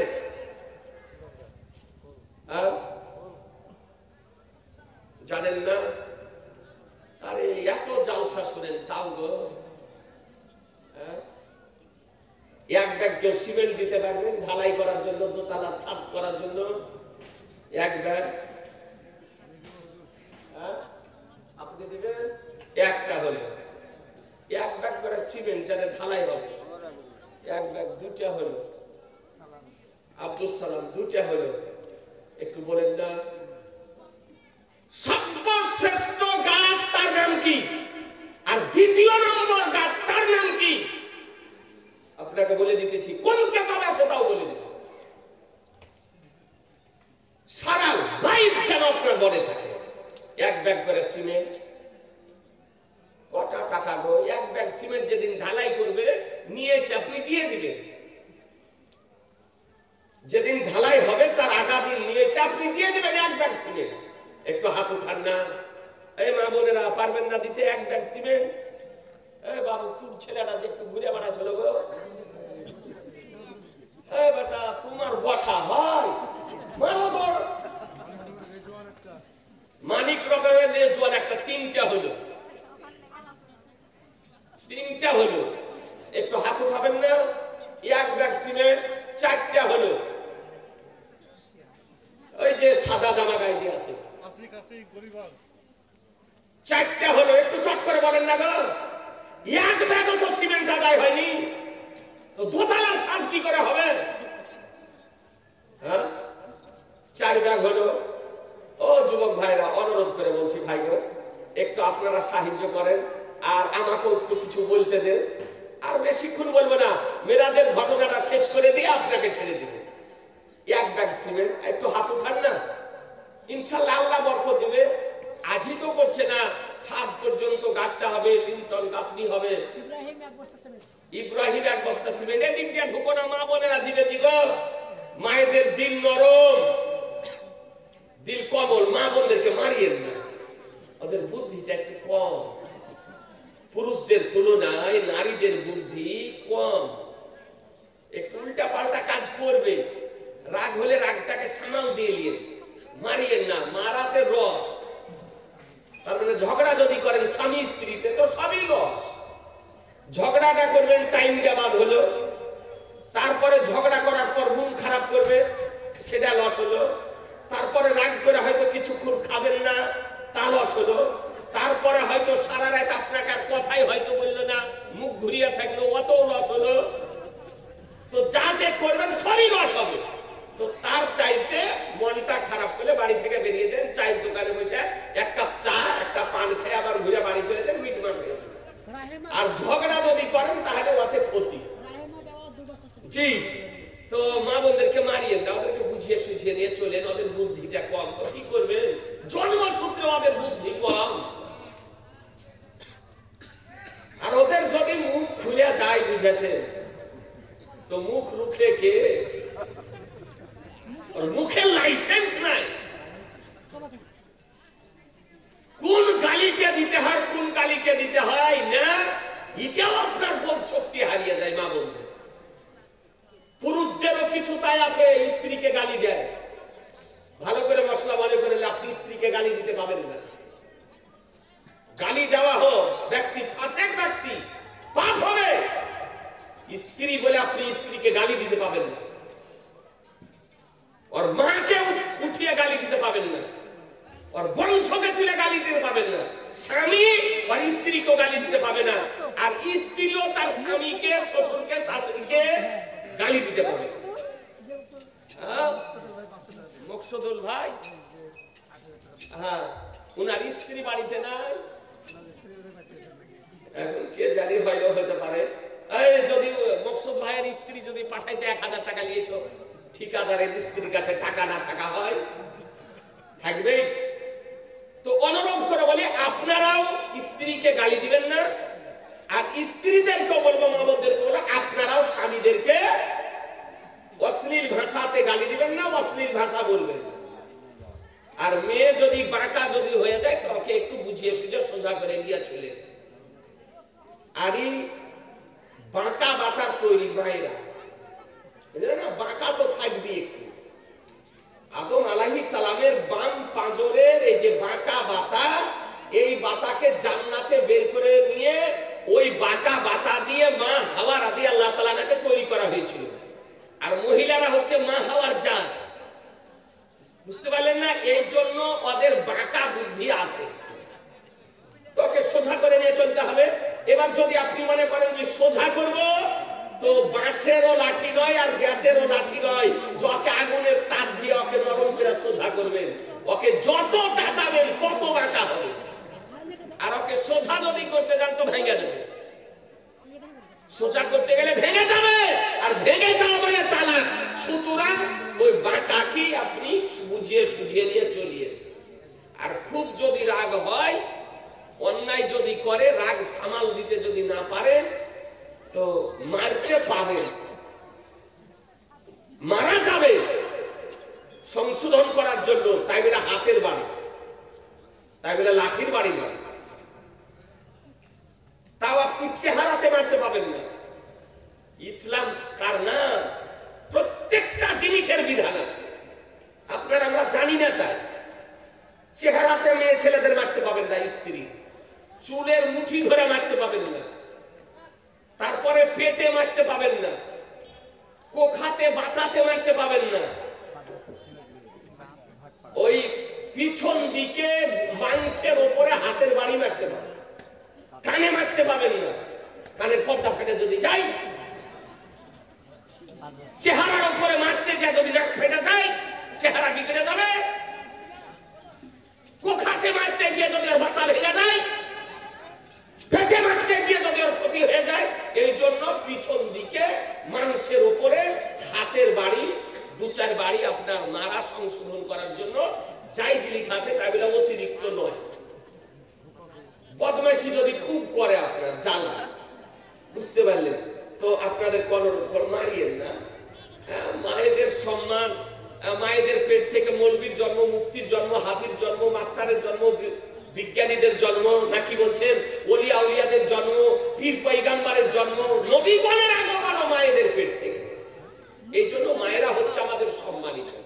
ও মা, এক ব্যাগ করে সিমেন্ট দেন না গো, বেটাকে বুঝিয়ে দিবেন, স্বামীকে বুঝিয়ে দিবেন, মরা শ্বশুরের নামে, শাশুড়ির নামে, মায়ের নামে, পিতার নামে মাদ্রাসার ছাদ ঢালাই হবে।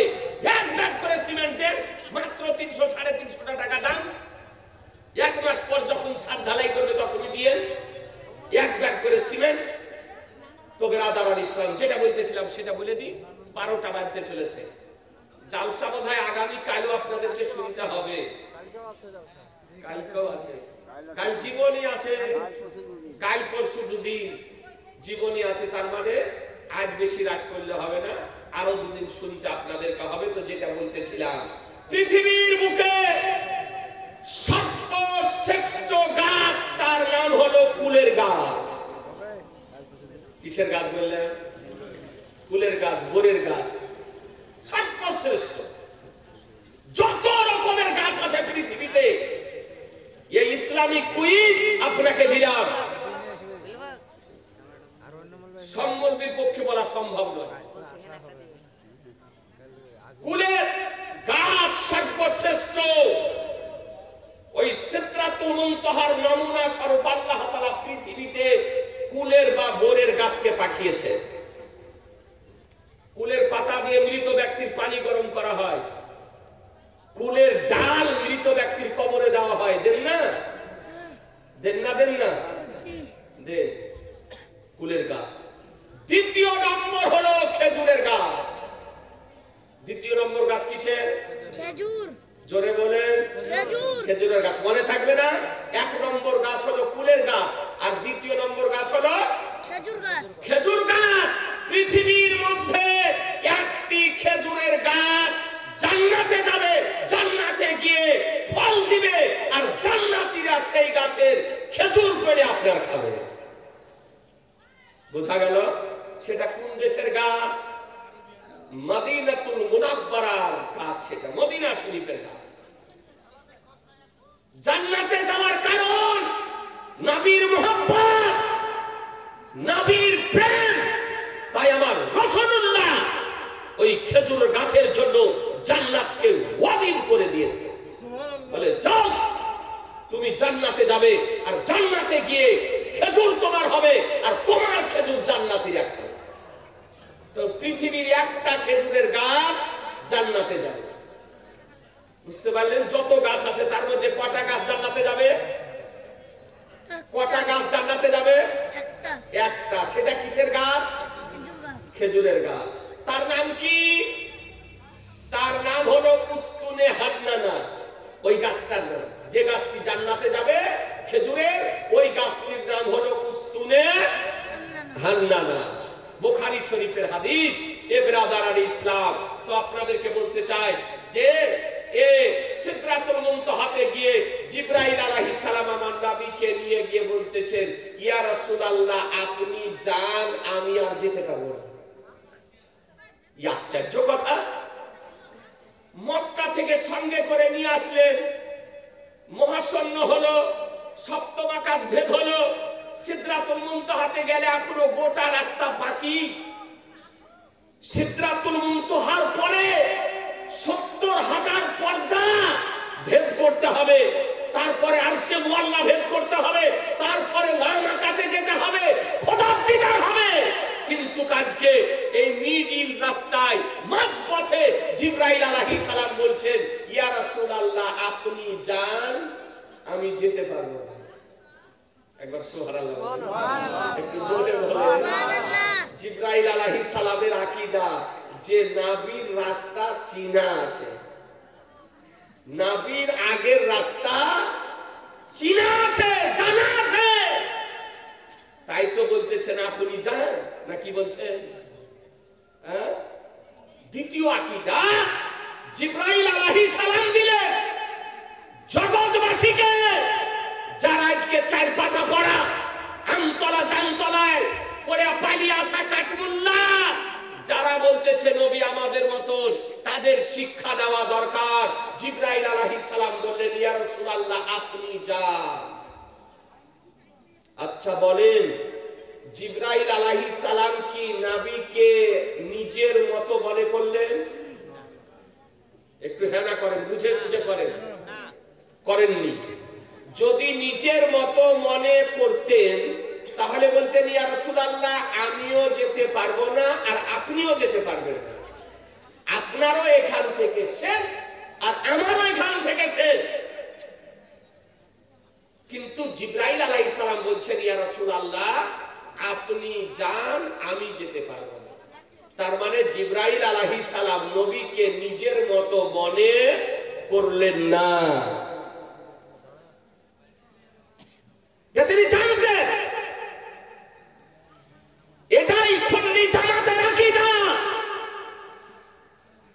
যে নবী আমাদের মতো নয় আর আমরাও নবীর মতো। ব্রেনে রাখে নবী আমাদের মতো নয় আর আমরা নবীদের মতো নই। নবী হচ্ছে নবীর মতো, নবী হচ্ছে নবীর মতো। তাহলে সুন্নি জামাতের আকীদা সহি আকীদা, কোরআন ও হাদিসের আলোকে আকীদা। আর ভ্রান্ত মতবাদ পোষণকারী বাতিল ফেরকাদের আকীদা যে নবী হলো আমাদের মতো মানুষ। কোন কিতাবে আছে? ওহাবীদের কিতাব। আবার ওহাবী বললি লাগা যায়, কে জানি কিছু যদি না বলা যায়, শুধু ওহাবী বলা যায় তো গিয়ার নিয়ে নাম বললি গিয়ার নিয়ে নাই। তো নাম বলাতে এত গিয়ার তো উদলে গিয়েছ কিনা ফিরে আইছ। ওহাবী বললে রাগো কেন? আমরা কে কোনো ব্যক্তি যদি সকাল থেকে সন্ধ্যা পর্যন্ত তসবিহ নিয়ে যদি বলে সুন্নি সুন্নি সুন্নি বেরেলি বেরেলি বেরেলি, ও যত বলবে তত আনন্দ হবে, নাকি বলছে? যত বলবে তত ফুর্তি হবে, নাকি বলছে? আর ওদেরকে যদি বলা যায় ওহাবী, একবার চুপ করে বলে দিয়ে চলে আসেন তো অ্যালার্জি। একবার যদি নাম নিয়ে নেওয়া হয় জালসাতে ওহাবী, ওই দেখো গালি দিয়ে দিল, গালি দিয়ে দিল, দেওবন্দি বলে গালি দিয়ে দিল। নাম বলাটা বরদাস্ত করে না গো, আর গিয়ার দিয়ে নাই। তার মানে জানতে হবে যে মালটা ভালো নয়, নাকি বলছে? হ্যাঁ, মালটা ভালো নয়, পচা মাল। ভাইদেরকে বলবো সাধারণ জনগণের কোন দোষ নাই, ভুলবশত যারা চলে গিয়েছেন ওই পচা মালকে ত্যাগ করে দিয়ে সত্যি জামাতের প্ল্যাটফর্মে ফিরে আসুন। ইহ জগত মঙ্গল হবে, পর জগত মঙ্গল হবে। কোন একটা ব্যক্তিকে রাস্তাতে দাঁড় করিয়ে দেন, সুন্নি বেরেলি সুন্নি বেরেলি সুন্নি বেরেলি করুক, তো এরকম যে ব্যক্তি দেখবে ওকে ওকে সালাম করবে, তারপরে আসবে আসসালামু আলাইকুম, হাসি ফুর্তি বলে বাহ, নাকি বলছেন? হ্যাঁ ব্রাদার আর ইসলাম সুন্নি জামাতের আকীদা আর তাদের আকীদা মধ্যে আসমান জমিনের ব্যবধান। সুন্নি জামাতের আকীদা কোরআন ও হাদিসের আকীদা, তাদের আকীদা হলো মন গড়া আকীদা, নতুন আকীদা, আবিষ্কৃত আকীদা, শরীয়ত বিরোধী আকীদা, ইসলাম বিরোধী আকীদা, ওয়া ইসলামিক আকীদা মুসলমান। এই আকীদা তাদের গুরু লিখে গিয়েছে। গুরুটার নাম মোল্লা ইসমাইল দেহলভী, কিতাবটির নাম তাকবিয়াতুল ঈমান। সেই কিতাবে লিখতেছে নবী এক ইনসান হ্যায়, নবী একজন মানব। ইনসান কিসি তাজিম করো, মানুষের মতন সম্মান করো, বলকে বড়ে ভাই কি তারহা, বরং বড় ভাইয়ের মতো, বড় ভাইয়ের মতো। নবী হাম জৈসে বাশার হ্যায়, নবী আমাদের মতো মানব। নাউজুবিল্লাহ। কত ঘৃণিত কথা, জঘন্য কথা, অশালীন ভাষা। আমার বিশ্ব রাসূল আনিসে বেকাসা সাইকে দেখো নামাকা বেকাসুকে কাস বেসাহারুকে সাহারা বেচারুকে চারা গারিবুকে হামি ইয়া তুমি কেবলি শাফিউল মুজনাবিন রাহমাতুল লিল আলামিনের জন্য ব্যবহার করেছে মুসলমান। বলুন সুবহানাল্লাহ। আজও স্টেজে বলছে যে নবী আমাদের মতনই একজন মানুষ। বলছে না? বলছে না? ইউটিউবে যারা বাজারি বক্তা বেরিয়েছে, আন সাইজের পায়জামা, আর পায়জামার সাইজ নাই, মনে হচ্ছে ছিট কমে গিয়েছিল, আর না হলে আর ছোট ভাইয়ের। আর পাঞ্জাবিটা দেখে মনে হচ্ছে ঠিক আর দাদর, না হলে নানা। বুঝলেন না? দাড়িও আন সাইজের, একটা দেখাচ্ছে যে 1 হাত লম্বা, একটা দেখাচ্ছে যে 4 আঙ্গুল, আবার কাউকে কাউকে দেখছি দাড়িকে দুই ভাগে আপনার ভাগ করে পিঠের দিকে চালিয়ে দিচ্ছে, যে সাইকেল চালাইছে, মোটর সাইকেল চালাইছে, আর কোন গুরুতে যে শিখাইছে। একজনকে আবার দেখছি দাড়িকে এরকম করে নিয়ে পকেটে ভরে নিয়েছে, পকেটে। হ্যাঁ, বানাওয়াটি কথা বলেন, বাস্তব কথা বলছে আপনি।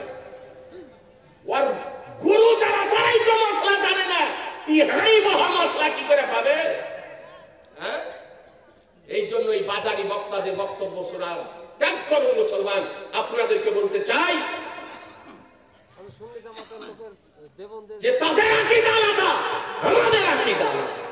সুন্নি জামাতের আকীদা হলো যে দাড়ি অতিরিক্ত লম্বা যদি হয়ে যায় তো এক মুষ্টির পর, এক মুঠের পর সাইজ করো, দেখতে যেন খারাপ না, কোন মানুষ যেন বিদ্রুপ করতে না পারে, হাস্য রহস্য যেন করতে না পারে, বুঝতে পারলেন না, হাসাহাসি করতে না পারে। তাহলে এই এক মুষ্টির আগে পাবেন না কাটতে, এক মুষ্টির আগে কাটতে পাবেন না। ব্রাদারান ইসলাম, তো জিবরাইল আলাইহিস সালাম এর আকীদা, সেই আকীদা হলো আহলুস সুন্নাত ওয়াল জামাতের আকীদা।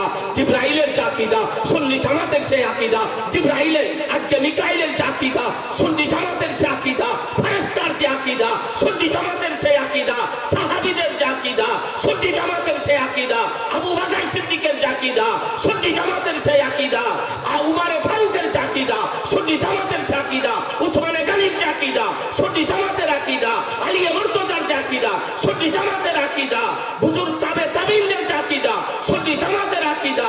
আইম্মায়ে কিরামদের যে আকীদা, সুন্নি জামাতের আকীদা। ইমামে আজমের যে আকীদা, সুন্নি জামাতের সেই আকীদা। ইমামে শাফিঈর যে আকীদা, সুন্নি জামাতের আকীদা। ইমামে মালিকের যে আকীদা, সুন্নি জামাতের আকীদা। ইমাম আহমদ ইবনে হাম্বলের যে আকীদা, সুন্নি জামাতের আকীদা। আমার পীরানে পীর, দস্তগীর, মাহবুবে সুবহানী, গাউসে সামদানি, কুতবে রব্বানী, মহিউদ্দিন, আব্দুল কাদের জিলানী ও গিলানীর যে আকীদা, সুন্নি জামাতের সেই আকীদা। খাজা গরিবে নওয়াজ, সুলতানুল হিন্দ, মাইনুল হক উদ্দিন, আজমিরি ও সনজারির যে আকীদা, সুন্নি জামাতের সেই আকীদা। ইমামে রব্বানী, মুজাদ্দিদ আল ফিসানি, শাইখ আহমদ সারহন্দি, ফারুকের যে আকীদা, সুন্নি জামাতের সেই আকীদা। আমার আলা হযরত আজিমুল বরকাত, মুজাদ্দিদ দিনবিল্লাহ, আকায়ে নিয়ামত, দরিয়ায়ে রহমত, সিরাজুল উম্মাত, মাখজানুল হিকমত, ইমাম ইশক ও মোহাব্বত, ইমাম আহলে সুন্নাত, ইমাম আহমদ রাজার যে আকীদা, সুন্নি জামাতের সেই আকীদা মজবুত।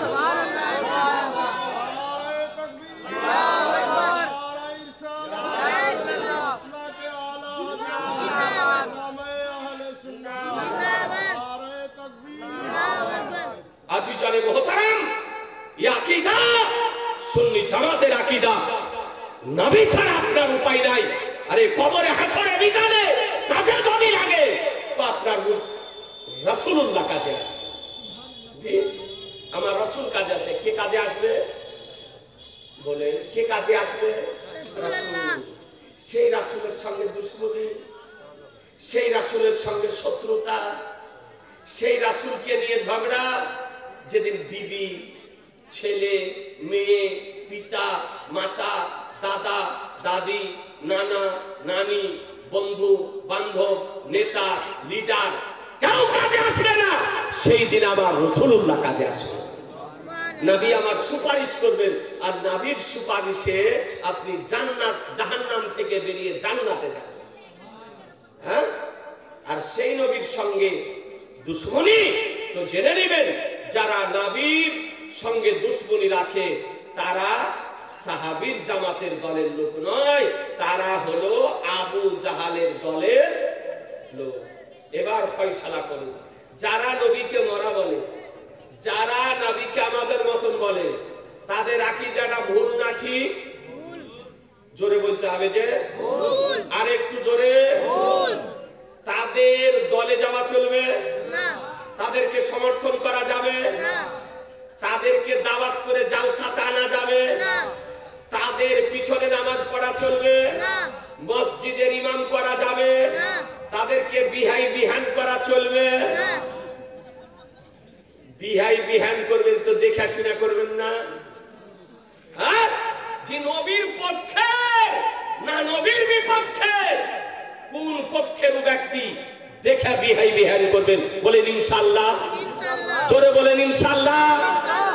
বিরাদারান ইসলাম, নবী পাক সাহেবেল আওলাদ সিদরাতুল মুনতাহা থেকে জিবরাইলকে রেখে দিয়ে একাই যেতেছেন 70,000 পর্দা ভেদ করে আজকে আপনার আরশে মুআল্লা অতিক্রম করে না মাকাতে গিয়ে আমার রাসূলুল্লাহ বাহ্যিক দৃষ্টিতে খোদাকে দেখেছিলেন। খোদাকে দেখেছেন। হাদিস শরীফ বলে নবী আমার বলতেছেন রাইতু রাব্বি মাররাতাইনি মাররাতান বিল ওয়াব ও মাররাতান বিরাসি আইনি, বলে আমি রব্বুল আলামিনকে দুইবার দেখেছি, একবার দেখেছি অন্তর্দৃষ্টি দ্বারা আর একবার দেখেছি বাহ্যিক দৃষ্টি দ্বারা। বাহ্যিক দৃষ্টি দ্বারা কত দূর থেকে দেখেছেন? মেরাজের রাত্রিতে তো কোরআন ও তাফসীরের মধ্যে বর্ণিত হয়েছে একটি ধনুককে যদি বাঁকানো যায়, বাঁকানোর পর দুই মাথার মধ্যে যতটা ডিসটেন্স, যতটা দূরত্ব থাকে তা অপেক্ষা অতি নিকট থেকে আমার রাসূলুল্লাহ খোদাকে দেখেছেন। মুসলমান খোদাকে দেখলেন আর গোটা আসমান জমিন নবী আমার ভ্রমণ করলেন, আল্লাহ তাআলার নিদর্শন সমূহ দেখলেন, জাহান্নাম দেখলেন, জান্নাত দেখলেন, সব কিছু দেখে আল্লাহর দরবার থেকে নবী আমার ফিরে আসছেন। কি নিয়ে আসলেন?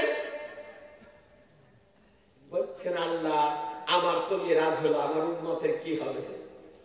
আমার উম্মতের তা আল্লাহ বলেন হাবিব তোমার উম্মতের এত চিন্তা, তোমার উম্মতের চিন্তা তো যাও তোমার উম্মতকে 50 ওয়াক্তের নামাজ দিবে।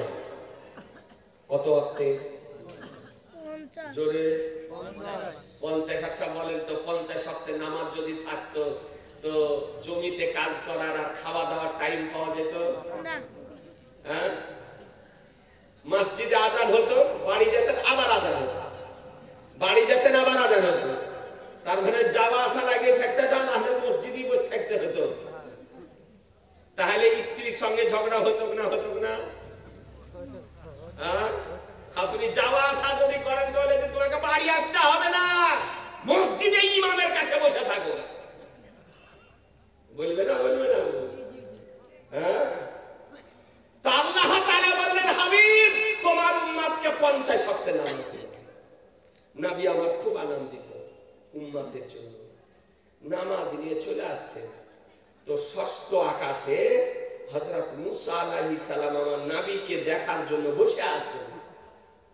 নবীকে দেখার জন্য আসসালামু আলাইকা ইয়া রাসূলুল্লাহ, বলে মুসা কালিমুল্লাহ তুমি বসে আছো? বলে হ্যাঁ ইয়া রাসূলুল্লাহ। তো যে ইয়া রাসূলুল্লাহ আপনার উম্মতের জন্য কি নিয়ে আসলেন? বলে আল্লাহ তাআলা তোফা দিয়েছে 50 ওয়াক্তের নামাজ। তো মুসা আলাইহিস সালাম বলছে ইয়া রাসূলুল্লাহ আমার অভিজ্ঞতার কথা বলছি, আমার উম্মত শক্তিশালী ছিল তাই ইবাদত ঠিক করে করতে পারতো না, আপনার উম্মত তো দুর্বল হবে তাই এত ওয়াক্তের নামাজ পড়তে পারবে না, একটু কম করে দিয়ে আসেন, একটু ফিরে যান, এটা কম করে নিয়ে আসেন। তো নবী আমার চিন্তা ভাবনা করে ফিরে গেলেন, বলছে আল্লাহ নামাজটা একটু কম করে দেন। তো রব্বুল আলামিন বলে হাবিব যা 5 কম করে দিলেন, থাকলো কত? 45। আসেন আর যান। আল্লাহকে দেখে নবী আসেন আর নবীকে দেখেন হযরত মুসা আলাইহিস সালাম। হযরত মুসা আলাইহিস সালাম খোদাকে দেখতে চেয়েছিলেন তুর পর্বতে, দেখা সম্ভব হয়নি, তাই আজকে ষষ্ঠ আকাশে অবস্থান করে আজকে রাসূলুল্লাহ খোদাকে দেখতেছেন আর মুসা কালিমুল্লাহ আমার রাসূলুল্লাহকে দেখতেছেন। সেই মনের স্বাদ মিটাতেছেন, আশাকে মিটাতেছেন। নবী খোদাকে দেখতেছেন আর হযরত মুসা কালিমুল্লাহ আলাইহিস সালাম রাসূলুল্লাহকে দেখতেছেন। যাওয়া আসা যাওয়া আসা 45 মাস। 5 লাখ 45, তাহলে কতবার যেতে হলো? হ্যাঁ, 9 বার যাওয়া আসা। নবী খোদাকে দেখছেন আর মুসা কালিমুল্লাহ আমার নবীকে দেখছেন। 5 থাকে। তারপরে আবার মুসা আলাইহিস সালাম বলছেন ইয়া রাসূলুল্লাহ আর একবার যান, আর একবার যদি চলে যেতেন তাহলে সব ঝামেলা থাকতো, উন্নতি কল্পে জালসা করতে হতো, মসজিদ করতে হতো, ইমাম রাখতে হতো, ইমামকে খেতে দিতে হতো, হ্যাঁ কিছুই থাকতো না। হযরত মুসা আলাইহিস সালাম বলছেন, ইয়া রাসূলুল্লাহ একবার যান তো আমার শাহনশাহে জিনেদার মাদানিকে তাজদার আহমদে মুখতার নবী উকা সরদার দুনু জাহানের মালিক ও মুক্তার বিশ্ব রাসূল বলেন, হে মুসা কালিমুল্লাহ, আল্লাহ তাআলা 50 এর মধ্যে 45 কম করেছেন, তারপরে যেতে আমাকে লজ্জা বোধ মনে হচ্ছে। আল্লাহ তাআলা আমার হাবিবকে বললেন, বলে হাবিব তোমার উম্মতের জন্য 50 ওয়াক্তের নামাজ ফরজ করেছিলাম, 45 কম করে দিলাম, তবে শোনো সওয়াব কম করিনি, নেকি কম করিনি। তোমার উম্মত যদি 5 ওয়াক্তের নামাজ যদি পড়ে তো 50 ওয়াক্তের নামাজের সওয়াব অর্জন করবে। অর্থাৎ এই 5 ওয়াক্তের নামাজে 50 ওয়াক্তেরই সওয়াব পাওয়া যাবে। বুঝতে পারলেন? উম্মতের জন্য তোফা নিয়ে এসেছেন, নবীর দেওয়া তোফা। এই জন্য আল্লাহ নবী বলেন, আসসালাতু মিরাজুল মুমিনিন, নামাজ হচ্ছে মুমিনদের মিরাজ। আমার অনুরোধ যুবকদের কাছে, জওয়ানদের কাছে, মা বোনদের কাছে, এই মিরাজের রাত্রিতে আমার রাসূলুল্লাহ আল্লাহর নিকট থেকে আমাদের জন্য এ তোহফা নিয়ে এসেছেন, পাবন্দি সহকারে আদায় করুন। মসজিদে আজান হলে মসজিদে এসে জামাত সহকারে আপনারা নামাজ আদায় করুন, আর মা বোনেরা বাড়িতে বসে বসে মা বোনেরা নামাজ আদায় করবে। এ বেরাদার আর ইসলাম, এ মিরাজ শরীফে নবী গেলেন, সকলেই দেখলেন, কিন্তু নবী মিরাজ শরীফ থেকে আসলেন কেমন করে কেউ দেখেনি। গেলেন তো রফরফে বুরাকে যানবাহনে গেলেন, কিন্তু নবী মিরাজ থেকে আসলেন কেমন করে, কিসে আসলেন, কেমন করে আসলেন কেউ দেখেন। কিতাবও বর্ণিত হয়নি যে নবী আমার কেমন করে আসলেন।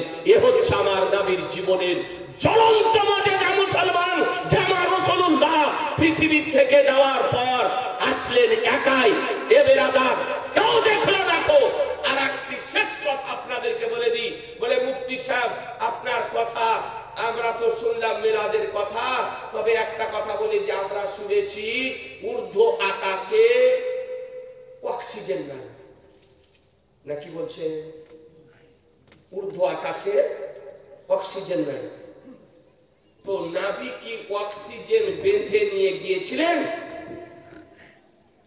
হ্যাঁ, অক্সিজেনের সিলিন্ডার বেঁধে নিয়ে গিয়েছিলেন না। তখন অক্সিজেন আবদ্ধ করে রাখার কোন সিলিন্ডারই আবিষ্কার হয়নি, বস্তাই তৈরি হয়নি। এখন যারা আপনার ঊর্ধ্ব আকাশে যাচ্ছে তারা অক্সিজেনের সিলিন্ডার নিয়ে অক্সিজেন ভর্তি করে নিয়ে যাচ্ছে। আর অক্সিজেন ছাড়া মানুষ বাঁচে না, নাকি বলছেন? তাহলে নবী কি করে গেলেন অক্সিজেন ছাড়া? এটাই তো নবীর মুজিজা, এটাই নবীর মুজিজা। মনে রাখবেন মুসলমান, পৃথিবীর যদি বিজ্ঞানী যদি যায় অক্সিজেনের দরকার, ভারতের বিজ্ঞানী যদি যায় অক্সিজেনের দরকার, আমেরিকার বিজ্ঞানী যদি যায় অক্সিজেনের দরকার, ব্রিটেনের বিজ্ঞানী যদি যায় অক্সিজেনের দরকার, পাকিস্তানের বিজ্ঞানী যদি যায় অক্সিজেনের দরকার, ইরাকের যদি বিজ্ঞানী যায় অক্সিজেনের দরকার, ইরানের যদি বিজ্ঞানী যায় অক্সিজেনের দরকার, ইসরায়েলের বিজ্ঞানী যদি যায় অক্সিজেনের দরকার, সৌদির যদি বিজ্ঞানী যায় অক্সিজেনের দরকার, চীনের যদি বিজ্ঞানী যায় অক্সিজেনের দরকার, জার্মানের যদি বিজ্ঞানী যায় অক্সিজেনের দরকার, পৃথিবীর যদি বিজ্ঞানী যায় ঊর্ধ্ব আকাশে অক্সিজেনের দরকার। কিন্তু নবী যদি যান তো অক্সিজেনের প্রয়োজন নেই, নবীর জন্য অক্সিজেনের প্রয়োজন নয়। এবার হয়তো আপনারা বলবেন যে মুফতি সাহেব নবীর জন্য অক্সিজেনের প্রয়োজন কেন নাই? তো এই জন্য যে পৃথিবীবাসী হলো অক্সিজেনের মুখাপেক্ষী, আর অক্সিজেন স্বয়ং হলো আমার রাসূলুল্লাহর মুখাপেক্ষী। কথা বোঝা গেল না? হ্যাঁ, অক্সিজেন, আমরা হচ্ছি অক্সিজেনের মুখাপেক্ষী, আর অক্সিজেন হচ্ছে আমার নবীর মুখাপেক্ষী। আমার নবীর রহমতে অক্সিজেন চলে, নবীর রহমতে হাওয়া চলে, নবীর রহমতে বাতাস চলে, নবীর রহমতে দিন হয়, নবীর রহমতে রাত্রি হয়, নবীর রহমতে সূর্য উদিত হয়, নবীর রহমতে চন্দ্র উদিত হয় নবীর রহমতে বিশ্ব জগৎ চলছে মুসলমান। এই জন্য অক্সিজেনের মুখাপেক্ষে আমরা, আর অক্সিজেন হলো আমার নবীর মুখাপেক্ষে। এই জন্য নবীর অক্সিজেনের দরকার হয় না। এ নবী মুস্তাফার জীবনের মুজিজা সমূহের মধ্যে অলৌকিক একটি অতি আশ্চর্যজনক আপনার মুজিজা মেরাজ শরীফ।